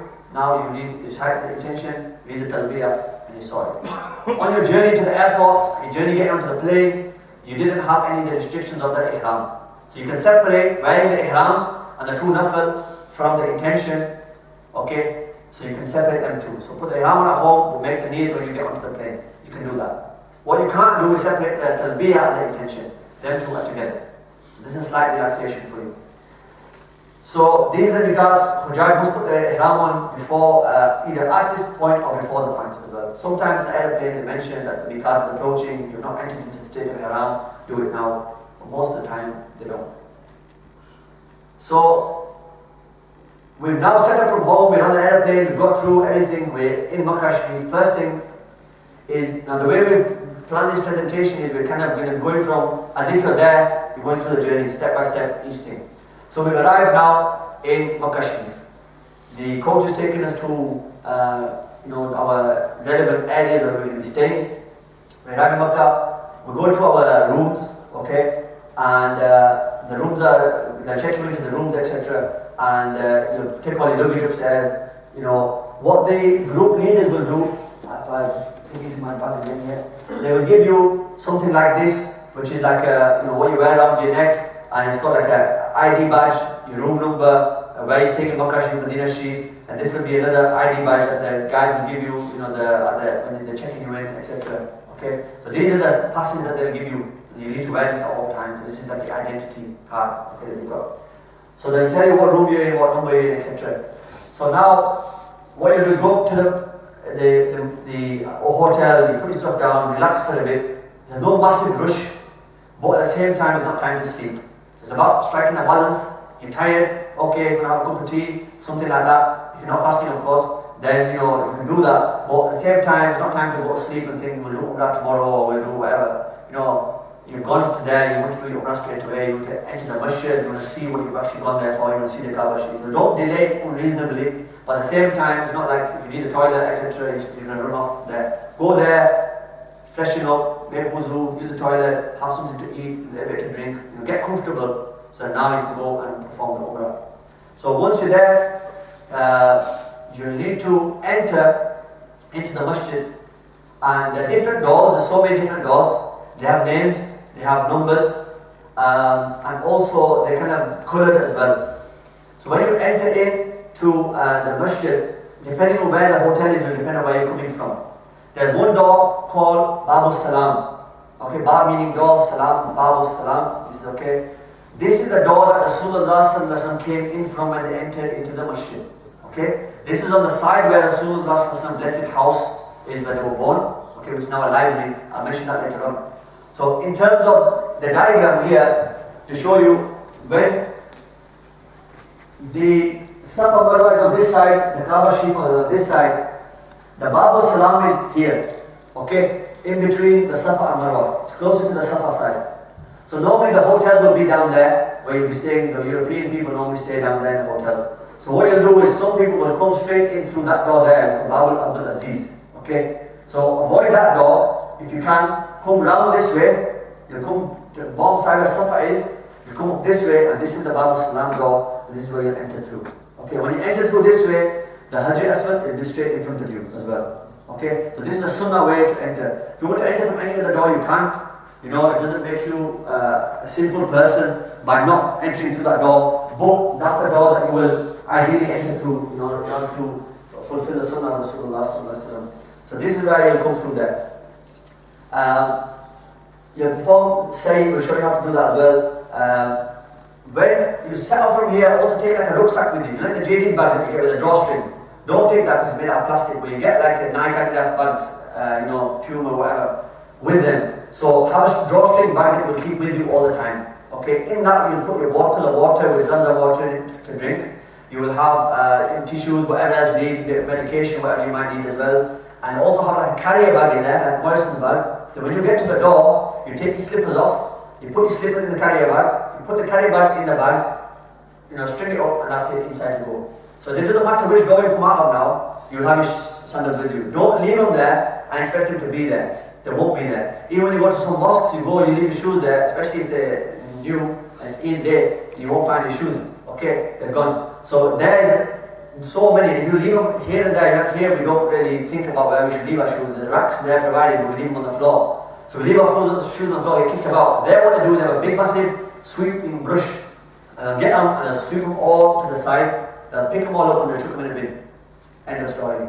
Okay? So then it's a mission trying to find them. So keep your shoes with you, keep your sandals with you, okay? In the bag. So you don't have to worry about them then. Okay, that's fine. Go through that. Now, how to perform Umrah. So this bit here, the general cleaning of the body we did. We did the Niyat for Umrah. We put the Ihram before the Mikaat. We did this at home, okay? And then we prayed a 2 rakat nafil at home as well. We decided the Talbiyyah after the 2 rakat nafil. We did the intention. So when the Ihram's on, 2 nafil, Niyat, Talbiyyah in the state of Ihram. Whether you do that on the plane or whether you do that at home. So now the main thing is to recite the Talbiyyah frequently, learn it off by heart. It's not difficult. Okay, there's only a few words in there that are repeated all the time. So learn this. You'll be surprised about people who don't even learn the Talbiyyah or even know what the Talbiyyah is. Never mind anything else. So you need to prepare as much as possible for this. So when you're reciting all the way from the hotel, you're ready to go down from the hotel, you can go with the group, or there's somebody in your group who's been before, you might go with them. You know, definitely you want to stay with if you're a mahram to somebody, stay with them. The whole point of going there, not just to take them to Makkah and say, you go your own way, I go my own way. The idea behind going there and being a mahram, the man has a duty, an obligation to fulfill. It's not that you can go there, start chilling out with his mates and say, I'll go and chill out with him and him. You know, you need to stay with the family, do the tawaaf with them, do the say with them. Because Allah Ta'ala, if something were to happen to them, you need to be there. You need to be there, fulfill your role as a mahram. You can touch the person, your mom or your wife or your daughter. Nobody else is allowed to touch you in that sense. But if you're not there, then what's going to happen? So you need to make sure you're with them all the time as well. Okay? So you go to the masjid, you enter through the Bab al-Salam door. Now you make tawaf. Okay? You do the tawaf around the Kaaba Sharif. Tawaf is 7 circuits. Okay? Counterclockwise. Okay? This is the practical aspects. We start now. Inshallah, once I've been through the Umrah side of things, we'll then have a break. Okay, then after the break, we'll start off with the 8 days of Hajj. So the 5 days of Hajj start on 8th of Hijjah. Okay, so 8th of Hijjah, 5 days of Hajj will start. So once we've done our Umrah, we'll stop and then we'll start off with the 8th of Hijjah, what we're doing, and then we'll go through the whole of Hajj, and then we'll go through, making our trip to Medina Sharif, and then we'll draw to a close. So we'll stop inshallah after this. So now we're making the tawaf from the Kaaba. I'll go through this quickly and I'll practically show you as well. So we've made our tawaf from Kaaba Sharif. After the tawaf, we will pray 2 rakat named Mikaat Ibrahim. Okay? So on the bottom of the Mikaat Ibrahim is the foil colored box that we've got there. Okay? If you cannot read behind Maqam Ibrahim, which you won't be able to read behind Maqam Ibrahim because of how busy it is, you'll find anywhere in the masjid is equivalent to there. You don't do zid when you're there, they read tape on it. It's not like that. Wherever you can read, you read. And you'll be glad that you find somewhere quiet and close where you can actually read by. So if you can't read there, read there. Then after that, you want to drink Zamzam water. The Zamzam water is available in these coolers, tanks that they have. There's also all the taps there with Zamzam water in. Drink as much Zamzam water as you wish. Then you'll do say between Safa and Marwa, which I'll show you over there as well. Then you will do halq, of you basically shave your head for the men, and also the women will then clip their hair, and then you will remove your ihram. Okay? So, and then once you've done that, your Umrah is done. So as soon as you've got there, straight to the masjid, everything that you're doing will be in the masjid. Okay, with regards to the Umrah. This is called the big Umrah. This is the first one we do. So this is the process you'll go through from there all the way to there. The order is a must. You keep the order, everything in order, the tawaf, then you do the 2 rakat nafil behind Maqam Ibrahim, then you do your Zamzam water, then you'll do your say, then you'll do the halq, that's it. This is for the people who are doing the Hajj Tamattu, because then you'll take your ihram off. Once the ihram is off, then that's it, then you can wear your normal clothes for the remaining days up until the days of Hajj. Okay. Now for some of the practical aspects, I'll just leave this here. Okay. So Umrah, if I show you, I can move this out of the way. So I'm in Ihram now, I'm wearing the physical Ihram, I'm in the state of Ihram. Okay, imagine I am. So you've come through this way. Okay, so you're coming through the Bab al-Salam door. You walk through here, you walk through Safa Marwa. Okay, so the people walk up and down, etc. So you'll be coming in through this door. Hajj Aswad is in front of you. Okay, if you've never been before and it's the first time looking at the Kaaba Sharif, if you're by yourself, then keep your head down, Okay, as you're coming in, so when you come through here, don't look up at the Kaaba Sharif from far and see if you can see it. Keep your head down all the way. Okay, as you're walking in, keep your head down until you know it's close by, and then you look at the Kaaba Sharif. That way, you don't spoil this blessed moment of being able to see the Kaaba Sharif. Okay, if you have somebody with you, then you get them just to take you by the arm. Okay, as if you're like a blind person, you keep your eyes closed even, that's even better, and then just guide you in, you keep your eyes closed, they take you all the way to a nice quiet place, okay, on the side, and then they say, now look, and then you can look at Kaaba Sharif for the first time. Okay, and the time, when you look at Kaaba Sharif for the first time, this is the time when du'as are accepted. Okay, Imam Abu Hanifa said that when he went and saw the Kaaba Sharif for the first time, his dua was that Allah make me of those people whose dua is always accepted. So you kind of got all in one here. Instead of going there and saying, I want a Mercedes, you go there and you say, Ya Allah, I want you to make me of those people whose dua is always accepted.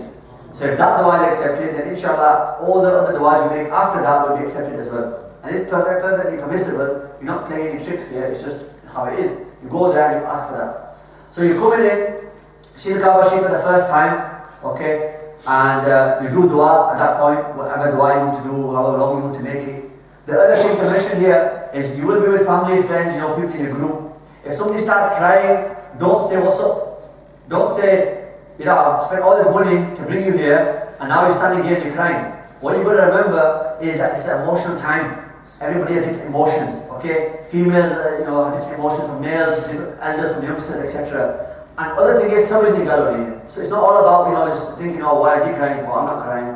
No, everybody's their own emotions. We've seen the Kaaba Sharif on TV, we see it in pictures, we see it on the internet, YouTube, all that kind of stuff. But seeing it in real for the first time is another thing altogether. So be sensitive of the people around you.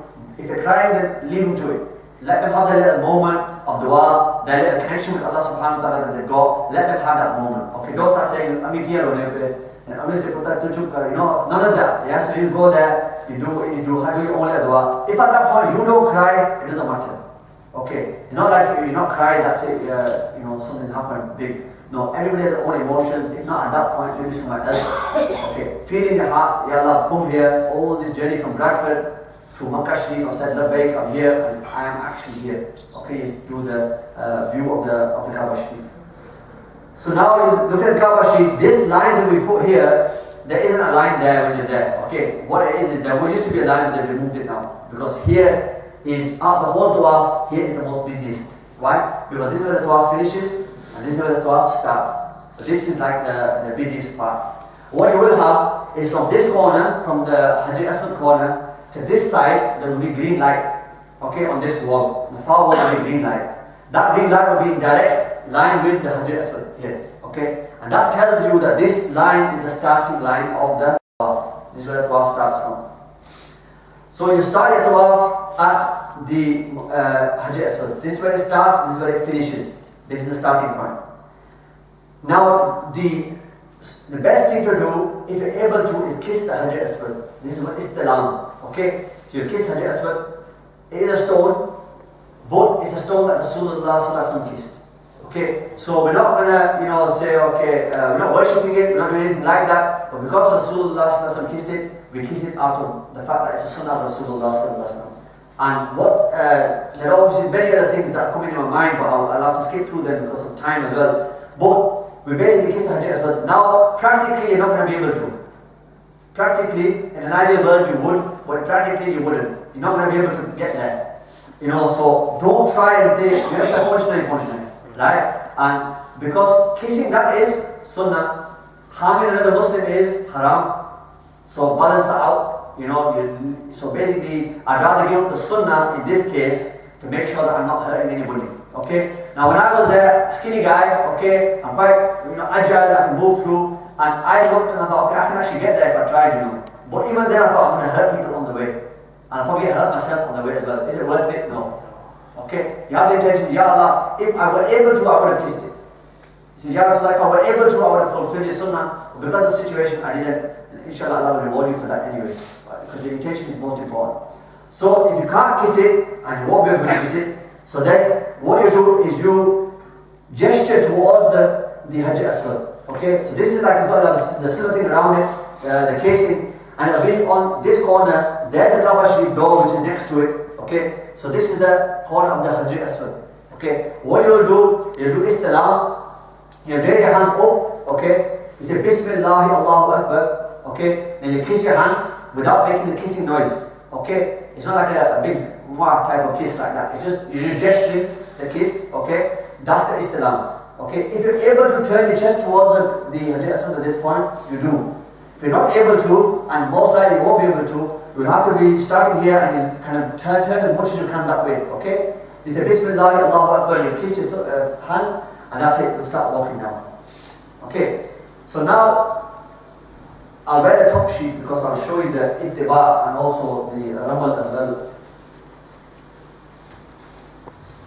So now we're going to start our tawaf. The tawaf, like I mentioned, is anti-clockwise. So the clock goes that way, we go the opposite way to the clock. This is our big Umrah. This is also our Tawaf al-Qudum. Tawaf al-Qudum is like the first Tawaf you do when you get there. Okay? But because we're doing big Umrah as soon as we get there, then we don't have to do a separate Tawaf al-Qudum. Okay, we just get there. Okay, the first. So what you'll do is, when you're there, you'll uncover the right shoulder. Okay? You'll do the Istilam at this point. The ladies will do the same thing as well. What they need to make sure as well is that their garment that they're wearing underneath, that it doesn't drop down. You know, because if they're wearing a loose kind of a jubba or whatever they're wearing, and they raise their hands up, their arms shouldn't be exposed like this. Okay. So what they need to do is make sure they're wearing the long sleeve top underneath, whatever appropriate, or you can even pin, the clothes there. The ladies know better than me what they need to do, but from a point of view of covering themselves, it shouldn't be that they lift their arms up and the whole arm starts showing. That shouldn't be the case. They should be covered all the way up to this, where the wrist starts. Okay. So for the men, you've got this is called ittiba, you've done this, you're going to do 7 circuits of the Kaaba Sharif. Okay, 7 circumambulations. Now, the first 3, you do a ramal. Okay, a ramal is basically, you're going to be strutting like a warrior who comes into the battlefield, a one-on-one fight is going to have, and that's how you're going to strut around the Kaaba Sharif. Okay, I'll tell you the reason behind this. There was a treaty between the Muslims and the non-Muslims. The non-Muslims had control over Kaaba Sharif. They came from a long way from Medina Sharif, all the Muslims, under the leadership of Rasulullah sallallahu alaihi wasallam. When they reached there, of course they were tired, long journey, no coaches or anything in them days, obviously camel, walking, etc., horses. When they got there, the non-Muslims said, look at them, they're tired. They're tired, the sun has basically worn them out, there's nothing left in them. Okay. So Rasulullah sallallahu alaihi wasallam said to the Sahaba Ikram, "Oh Sahaba, when you're walking around, walk like you're warriors. So when they look at you, they think these guys are fresh. Okay, they're nothing. They're not tired. They're not nothing. They're fresh. Now remember, I'll show you how to do it. But because of how busy it is, you won't, be able to easily do the ramal. Okay, it'll be difficult because always people coming in your way, cutting up as well. Okay, so basically, you do the ramal as much as possible. If somebody comes in your way, you stop, you wait for the gap, and then you go again. But again, practically, you've got to look at these things. The book will say do ramal. When you're there, there's no ramal. Okay, because it's very difficult. So I'm not saying don't do it if you can't do it, but if you're not able to, then just gesture it, think in your heart, I'm doing ramal, or tell yourself I'm doing ramal. That's what it is. So ramal is this kind of way of walking. So the first 3 chapters, the first 3 circuits will be ramal. So what you'll do here is you're sticking chest out like a 10 men. This is the only time you're allowed to walk like this. In a bit of a, arrogant is not the right word, but in a hard man way. Normally you should walk humbly on the earth wherever you go. But now we act like 10 men because we need to walk like the warriors. Okay, Superman or something like that. So your chest will be out, your arms will be like this to the side. Okay, and you'll be walking like this. Okay, so you go down the Kaaba Sharif, you're walking in this way. So you're strutting like you're just coming to the battlefield. You're ready for a fight. Not that you're going to be fighting with anybody there. But this is the way the ramal will be. Then after the 3 ramal rounds, then normal again. Okay? And you're walking around as normal. So if you can't do ramal, that's sunnah. If you can't, then nothing to worry about. But that's how you will do it. Okay? Now, once you do 1 circuit, so I do 1 ramal, check it there. Okay? When I come back to the Hajj Aswad, I do the Istilam again. Okay? So raise the hands up, Bismillah, Allahu Akbar, you kiss your hands, and then off you go for the second one. So 7 circuits you're going to do. So the first time you kiss, the Hajj Aswad, you do Istilam, one circuit, you keep going all the way around. When you've done all 7 circuits, you do Istilam again. So it's the first thing you do and the last thing you do. That's 8 in total. Yeah, because there were several rounds, and you did one at the beginning and one at the end, so that's 8 in total. Obviously, there are du'as that you will read as you're going around.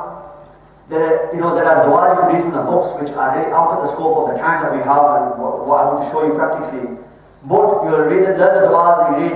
The main du'a that Rasulullah sallallahu alaihi wasallam used to do throughout their whole life is Rabbana atina fid dunya hasana wa fil akhirati hasana wa qina adhaban nar, which are all encompassing du'a. Because you're doing the du'a to Allah subhanahu wa ta'ala, give me the best of this world, which includes everything, right? Health, wealth, everything, and then it's the best of the hereafter, which includes everything as well, and protection from the hellfire. So this is a comprehensive, all-encompassing dua that Rasulullah sallallahu alaihi wasallam used to do. So this is a dua that if you don't know it, you should learn. It's only a short dua you can do. The other thing is, there's no criteria to say you absolutely need someone a dua karni karni. There's nothing like that. Okay? Dua comes from the heart ultimately. You could be there saying, Rabbana atina fid dunya hasana. You don't know what it means. Okay? So better to do a dua that you know what it means. Yeah? Do any dua that you have in your heart, like doing the dua for the Kaaba Sharif, that's better. Dua comes from the heart ultimately. It's not just lip service, not just moving the lips, chanting. So we do whatever dua we need to do. So we've done the 7 circuits. We've done the Istilam, the 8th one. Okay? Now we'll read 2 nafal behind Maqam Ibrahim. So the Maqam Ibrahim is just on this side here. You're allowed to touch the Kaaba Sharif, you're allowed to kiss the Kaaba Sharif, that's all fine. Okay? So this here is the Maqam Ibrahim. If you can stand there and read 2 nafal, face the Kaaba Sharif, you do. If not, anywhere in the masjid, it's okay. Right? Also to mention this part here, what we have is the hatim. Okay? The hatim, reading 2 nafal inside the hatim is equivalent to reading 2 nafal inside the Kaaba Sharif. When the Kaaba Sharif was made initially, it was made open to that was kind of wall for it, and then it was moved back and made here. So that piece of land inside there is regarded as being part of the Kaaba Sharif. Okay? So not everybody can go into the Kaaba Sharif, only the chiefs there, whoever they are, can go. So you see here there's a gap. There will only be a security guard stood there with a policeman, whoever, with a little barrier. And then they'll open the barrier every so often to let people in, let people out. There's a lot of pushing and shoving. There's a lot of, we need to make sure you don't hurt anybody. But at the same time, you don't just stand there like a lemon expecting someone to give you space and let you in. They're not going to do that. So I'm not saying fight, but be a little bit proactive, a little bit assertive in terms of where you want to go, what you want to do. Otherwise you're just going to get pushed down everywhere like a radical. Okay? So you need to be a bit solid in that way, but make sure you don't hurt anybody. You read 2 nafal inside the hatim and then come back out. Okay? Some people hug it, they go in there and they say, I need full, 20 rakats in here. Read the 2 nafal. Inshallah, if you're reading 2 nafal with that intention, I'll read it and then leave, so other people can come in and do it as well. Then inshallah, Allah will reward you for unlimited amount of nafals, rather than being there and reading them. You need to regard other people as well. And normally it's always good if there's a couple of you go in there together. While you're reading, that person protects you. So when I say protection, there'll be people falling on your head. Okay, people stamping on your feet, stamping on your hands, because how hectic it can get in there. Everybody just goes a bit crazy sometimes. Right? So this is important. So you can go like a tag team, you look after that person, they look after you as well. So that's the hatim side. Obviously there's different corners around the Kaaba Sharif as well. So once you're ready to nafal here, then you will go and drink Zamzam water. Now mainly the Zamzam water is on the Safa Marwa side. Okay, so here you've turned away from here now. Okay, you've gone this way. This is where you'll find the Zamzam water tanks and taps and everything there. Other thing to mention, because of water, it's slippery. And when it's slippery, the risk of falling, if you're barefoot as well at this point. You need to make sure that you're careful about where you're walking. There's loads of wet areas everywhere. They're very, very good there. I give them credit for the fact that they clean up very quickly, very well. There's big wipers, just wipe the water away and it's done. But at the same time, you need to be careful you don't fall. If you're falling on marble, if you go for a 6, then it might be, hurt yourself quite a lot. So you need to be very, very careful at that point when you're drinking the water. At the time of drinking water, you do the water Allah subhanahu wa ta'ala as well. Okay, face towards Kaaba Sharif, stand up and drink the water, drink as much as you want. One thing about Zamzam water is that it doesn't give you any problems. Okay, there's no taklif when you drink Zamzam water. But so you can drink 5 bottles of Zamzam water and have 1 sip of Coke. If you have 1 sip of Coke, that's it, you need the toilet now. Okay, but if you just keep drinking the Zamzam water, you're alright. You won't need to go to toilet all the time. You won't need to make wuzu all the time. You'll be okay. Because Zamzam water doesn't give you any problems. It's one of the blessings, of the many blessings of the Zamzam water. So always drink Zamzam water as much as you're there in your bottles. Drink yourself, give it to other people, fill bottles up, okay, keep them with you. There'll be ladies there on the side who are trying to get to the water and everybody's hogging it. And so if you get an opportunity, just fill water up for somebody, give it to them. This is Swamatam as well, so as much as possible you're able to do that. Okay, so now you drink the Zamzam water, now it's time for Safa Marwa. Okay, you'll come to the Safa side, which is here. You start at Safa, this is the mountain. Okay, so we start at Safa. We're going to go up to Marwa, which is on the other side, and then we come back down from Marwa to Safa again. So this we do 7 times as well. This is 7 laps of this. One thing I just mentioned, I missed out, is after you drink the Zamzam water, before you do the Safa Marwa, you do Istilam again of the Hajj Aswad. Okay, so you go back in, you do Istilam of the Hajj Aswad, this is your 9th one. So you do 8. Then basically you drink 2 nafal, you drink the Zamzam water, you do Istilam again of the Hajj Aswad. Then you come to Safa Marwa. So you're in Safa Marwa now, you start here, you're walking. Oh, this is like a straight stretch. 450 meters it is between here and Safa and Marwa. So you're doing 7 laps, okay? And remember at this point, this ittiba is only going to be for the tawafs. As soon as you've done the ittiba of the tawaf, you do 7 tawafs, you cover yourself up again. So you have yourself covered while you're reading the nafil. Okay, after that you have yourself covered up. So the only time you will have the right shoulder uncovered is the tawaf that you do when you get to the Kaaba Sharif for the first time. Any tawafs you do after that, you don't uncover the shoulder. So the only one time you uncover the shoulder is when you get there to do your big Umrah, to do tawaf. As soon as you've done that, then you cover yourself up again, that's when you're reading the 2 nafil. Okay, 2 nafil, Zamzam water, Safa Marwa. So this is 7 laps, just short of 2 miles is Safa Marwa. Okay, in total. So 450, 450 back, 450 there, 450 back, that's how it is. So because it's 7, odd number, if it was an even number, we start here, we finish here. Because it's 7, we start here, we finish at Marwa. Because it's an odd number of lengths that we're doing. So now, what you're doing is you're walking from here, okay. When you are walking up Safa towards Marwa, there's obviously dua you do here as well, okay. You do dua here, there's a dua that you read, there's a Quranic verses as well. Inna Safa wal Marwa min sha'a'ilillah, you read that, okay, there's other dua that you can do. This is not the time for any big long duas as well, okay. This is the time when you do short duas, you'll be very, very busy and you need to move off as well. So, you've done dua at this point, you face the Kaaba Sharif, you've done dua, you come here, you start walking. Now you'll see green lights, okay. There's a section where you see one green light and then there's another green light, okay, after a certain distance. In between these 2 green lights, the men and only the men are required to run. Okay, so don't say to the ladies, do it, right? Nothing like that. They don't run. Okay, same with the ramal. You don't say to the woman, do it, ramal, we'll do ramal together. It's not. The women don't do it, it's only the men. Okay, so men need to be aware of this. So they do the ramal, they do the ittiba, certain thing. The running between the 2 green lights, only the men do as well. The women walk normal pace, whatever they do. So what here is you walk briskly. Okay, so walking fast or like a jog you can do as well. So just you're going faster than what you would normally do. Okay, and technically this is the deepest part of the between the 2 mountains. You won't see the mountain there because it's all tiled up now. But what you've got is one mountain and another, and there's a dip in between. So that dip is where you do the running. Okay, so you go between the 2 green lights running, and then when you get to the second green light here, then you stop. Okay, then you carry walking again. Right? So normally what will happen is you'll come up this side, you'll go to the top, you'll come back down again, down this side, you go around again. So that's how you go. You're like going around motion. Okay? So Safa to Marwa you go on that side, and Marwa to Safa you come on this side. At this point the Kaaba Sharif will be to your left hand side. Okay? So you'll do the Safa Marwa. When you've done all 7, you'll end up at Marwa. Here you'll come out of the doors over this side. Okay? As you come outside of the masjid, there'll be shops here, barber shops, to cut hair. Because now you've done everything that you needed to do. Okay, we've gone through the whole process. You've done, the tawaf, you've read the nafal, you've done the Zamzam water, you've done your Safa Marwa, you've come here to the the shops where they're shaving their head. Okay, you go in there, you get your head shaved, okay, and basically that's it. Once they've shaved your head, that's it, you're out of the state of ihram now.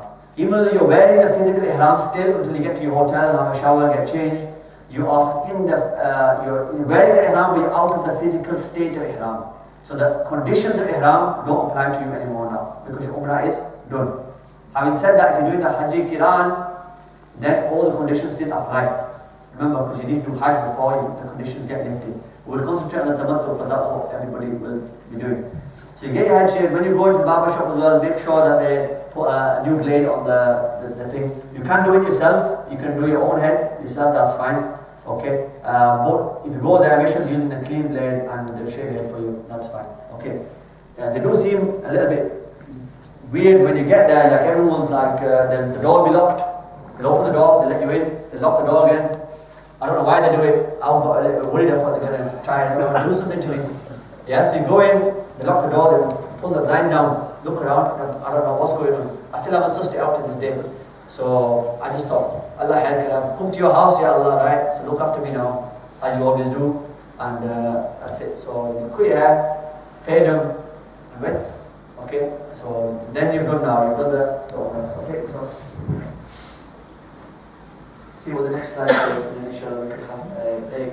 So we did our, from home, we did our ihram one, we did the niyat, the talbiyyah, we prayed our 2 nafil for the ihram, we decided talbiyyah, we went to the masjid through the Babu Salam door, we made a tawaaf around the Kaaba Sharif, okay, we started at Hajj Aswad and we finished at Hajj Aswad as well. Okay, that's very important that we start and finish from there. Okay. You can't start from any corner.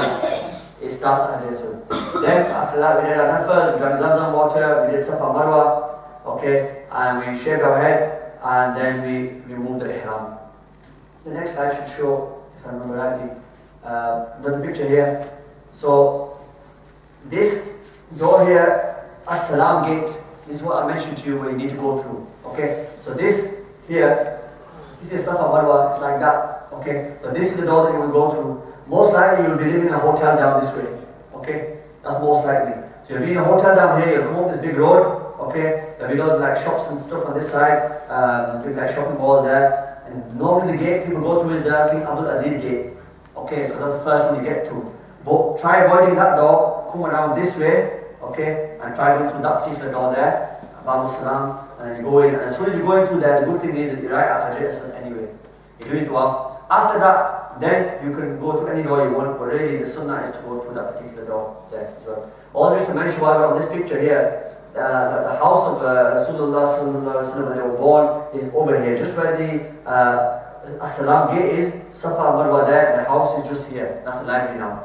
And also, you can't see the well of Zamzam, it's covered up now, but there are taps that they've got where you can fill up your Zamzam water. So what you do is you go to the shop, you buy a gallon, about 6 riyal, it's about quid, or some stuff about 10, so about 152 quid. You'll buy a gallon yourself, you'll take it to the taps that they've got up here. So they where Marwa is, Safa Marwa, up here, this area here, they've got all the taps there. You go there yourself, you fill your Zamzam water up yourself, okay, close it up so you know you put Zamzam water in there. There's no milawat, there's no mixing, there's no wrong stuff to put in. You put it in yourself with your own hands, inshallah you get a swab for that as well. Then you got to carry it back to the hotel, give it to the hotel people and say get it sealed from it. This is called sealing. So they'll seal it, you give them like 10 riyals, about little short 2 quid for sealing the bag. They'll seal it for you, put your name on it, etc. That's it.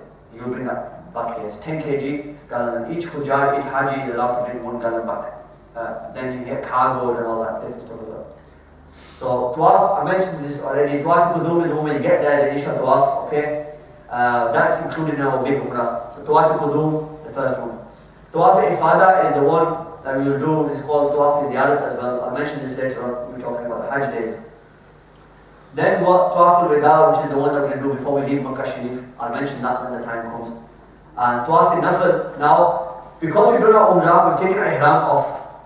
Now, we've done our big Umrah, we're not in the condition of Ihram, we're not wearing the Ihram, we wear our normal clothes. So the day we got there, we did our Umrah. Now we're chilling in the sense that we don't have to worry about the Ihram conditions. All we do is we go to the Masjid or the Namaz there. You can go to the upstairs floor, you can go next to the Kaaba Sharif, you can go downstairs in the cellar, nice and cool. It's Zohar time, it's advisable to go downstairs, it's nice and cool. Other times you go upstairs, you know, it's entirely up to you, whatever you fancy. Escalators, taking up and down, all that kind of stuff. When you're in there and obviously you've got time because you've got nothing else to do in that sense, do nafil tawafs. So do like a tawaf, nafil tawafs. So 7 circuit, going certain circuits will be 1 tawaf. So do nafil tawafs rather than reading nafil. Nafil you can read anywhere, you can read 2 nafil here. Tawaf you can't do here. You can't walk around this table and say I'm doing tawaf. It doesn't work like that. So what you do in tawaf you can only do there in the masjid around the Kaaba Sharif. So take full advantage of being there and doing the tawaf of the Kaaba Sharif. Okay, and get the sawab of that. Then wherever else you are, you can read nafil and all that kind of stuff. The other thing is, read all your namaz in the masjid, and you're probably thinking, that's obvious, why you say read it in the masjid, where else are you going to read it? People like to read it in hotel rooms, okay? They want to read, some people want to read in a hotel room, they say, here, read here, right? Namaz. So don't be of dumb people, read in the masjid, that's what we're going there for. If somebody really wants to read in a hotel, you book hotel here, go to Hilton Hotel and read namaz in the hotel, if that's what you fancy. You're going there to read namaz in the hotel, that's a waste. So go there, reading in the masjid, all in namaz as much as possible, okay? The other thing is, on a practical level, my personal advice is don't look at other people, what they're doing. Because if you're looking at other people, you'll just be getting stressed out, left, right, center. You'll think, what's this guy doing, what's he doing, why is he doing that, why is he doing that? Don't do that. I'm like that as well. I think, why is this guy doing this wrong, why is he doing that? And people don't know. Either there's 2 reasons, either they don't know, they don't care. So either they haven't come to a seminar, they haven't read anything, they haven't prepared, so they don't know. Or they do know, they don't care. Either one, it's not time to argue, we need to sort ourselves out, do what we need to do. Obviously, if there's people who are friendly and you advise them, that's good, because you're benefiting them by value. But if you can tell the person's talbiyyah is a bit sakht and they're going to get a bit aggressive if you say something to them, just leave them to it. Okay?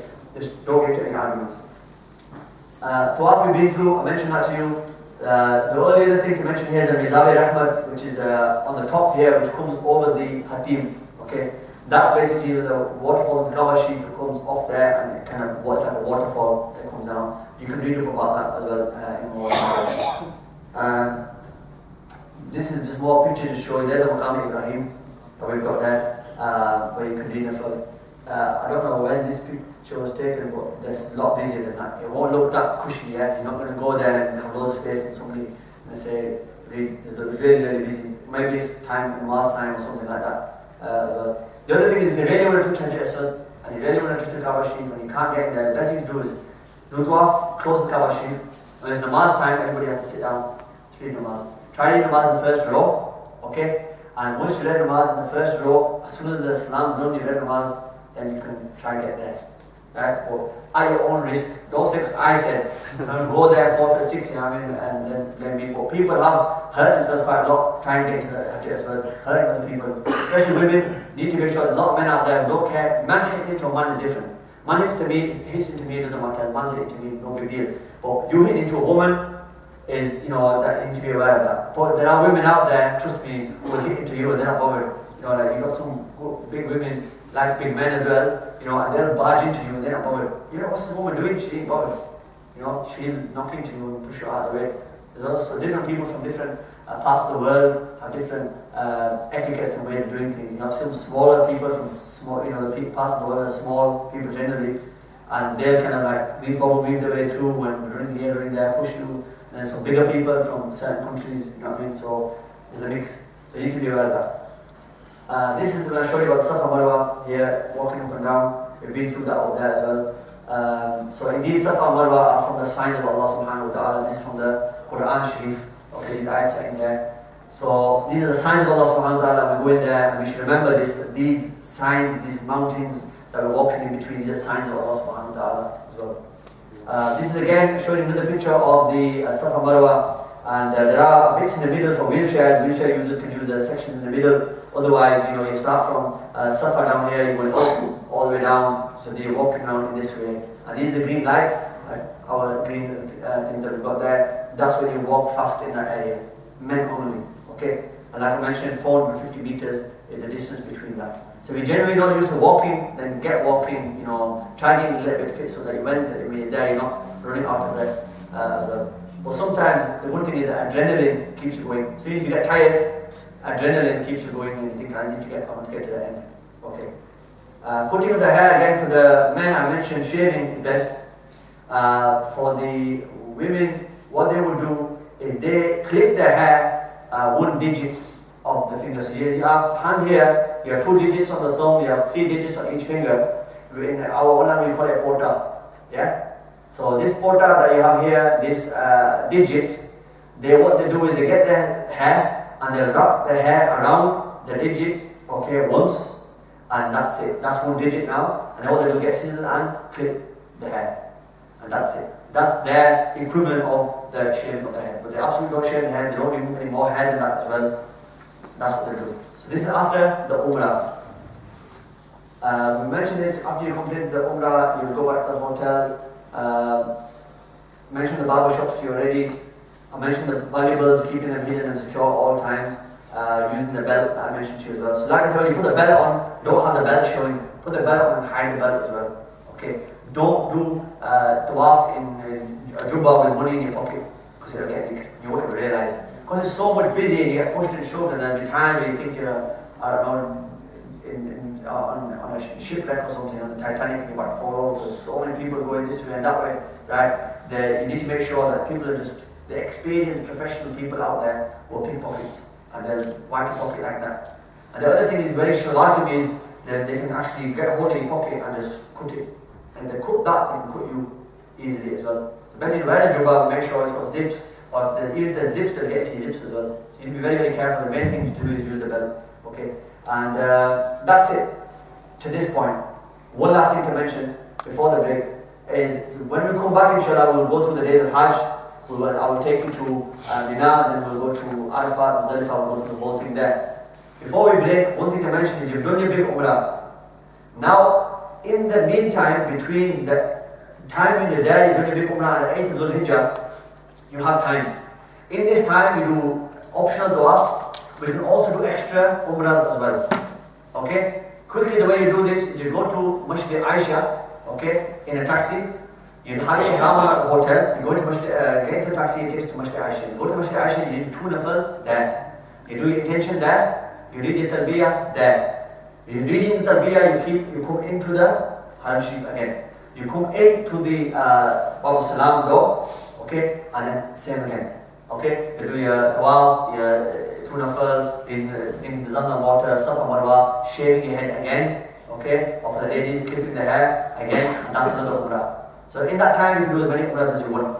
But you got to pace yourself and don't kill yourself on the first few days and do Umrah every day. And when the Hajj days comes, because these are quite intense, then you won't be KO'd for the rest of the time. So do your big Umrah. If you can get 1 or 2 in between, fine. If not, then it doesn't matter. The main thing is you're there for the Hajj. Do the Hajj completely, satisfied that it's done in full, and then you shall be right. So on that point, we will stop. We'll have a break. Oh my Lord, send peace and blessings on your beloved, the best and perfect creation that you've created. Oh my Lord, send peace and blessings on your beloved, the best and perfect creation that you've created. Mawla يا صلي وسلم دائما أبدا على حبيبك خير الخلق كلهم. مولاي صلي وسلم دائما أبدا على حبيبك خير الخلق كلهم. محمد سيد الكونين والثقلين. محمد سيد الكونين والثقلين والفريقين من عرب ومن عجم. والفريقين من عرب ومن عجم. Oh my Lord, send peace and blessings on your beloved, the best and perfect creation that you've created. united. مولاي صل وسلم دائما أبدا على حبيبك خير الخلق كلهم.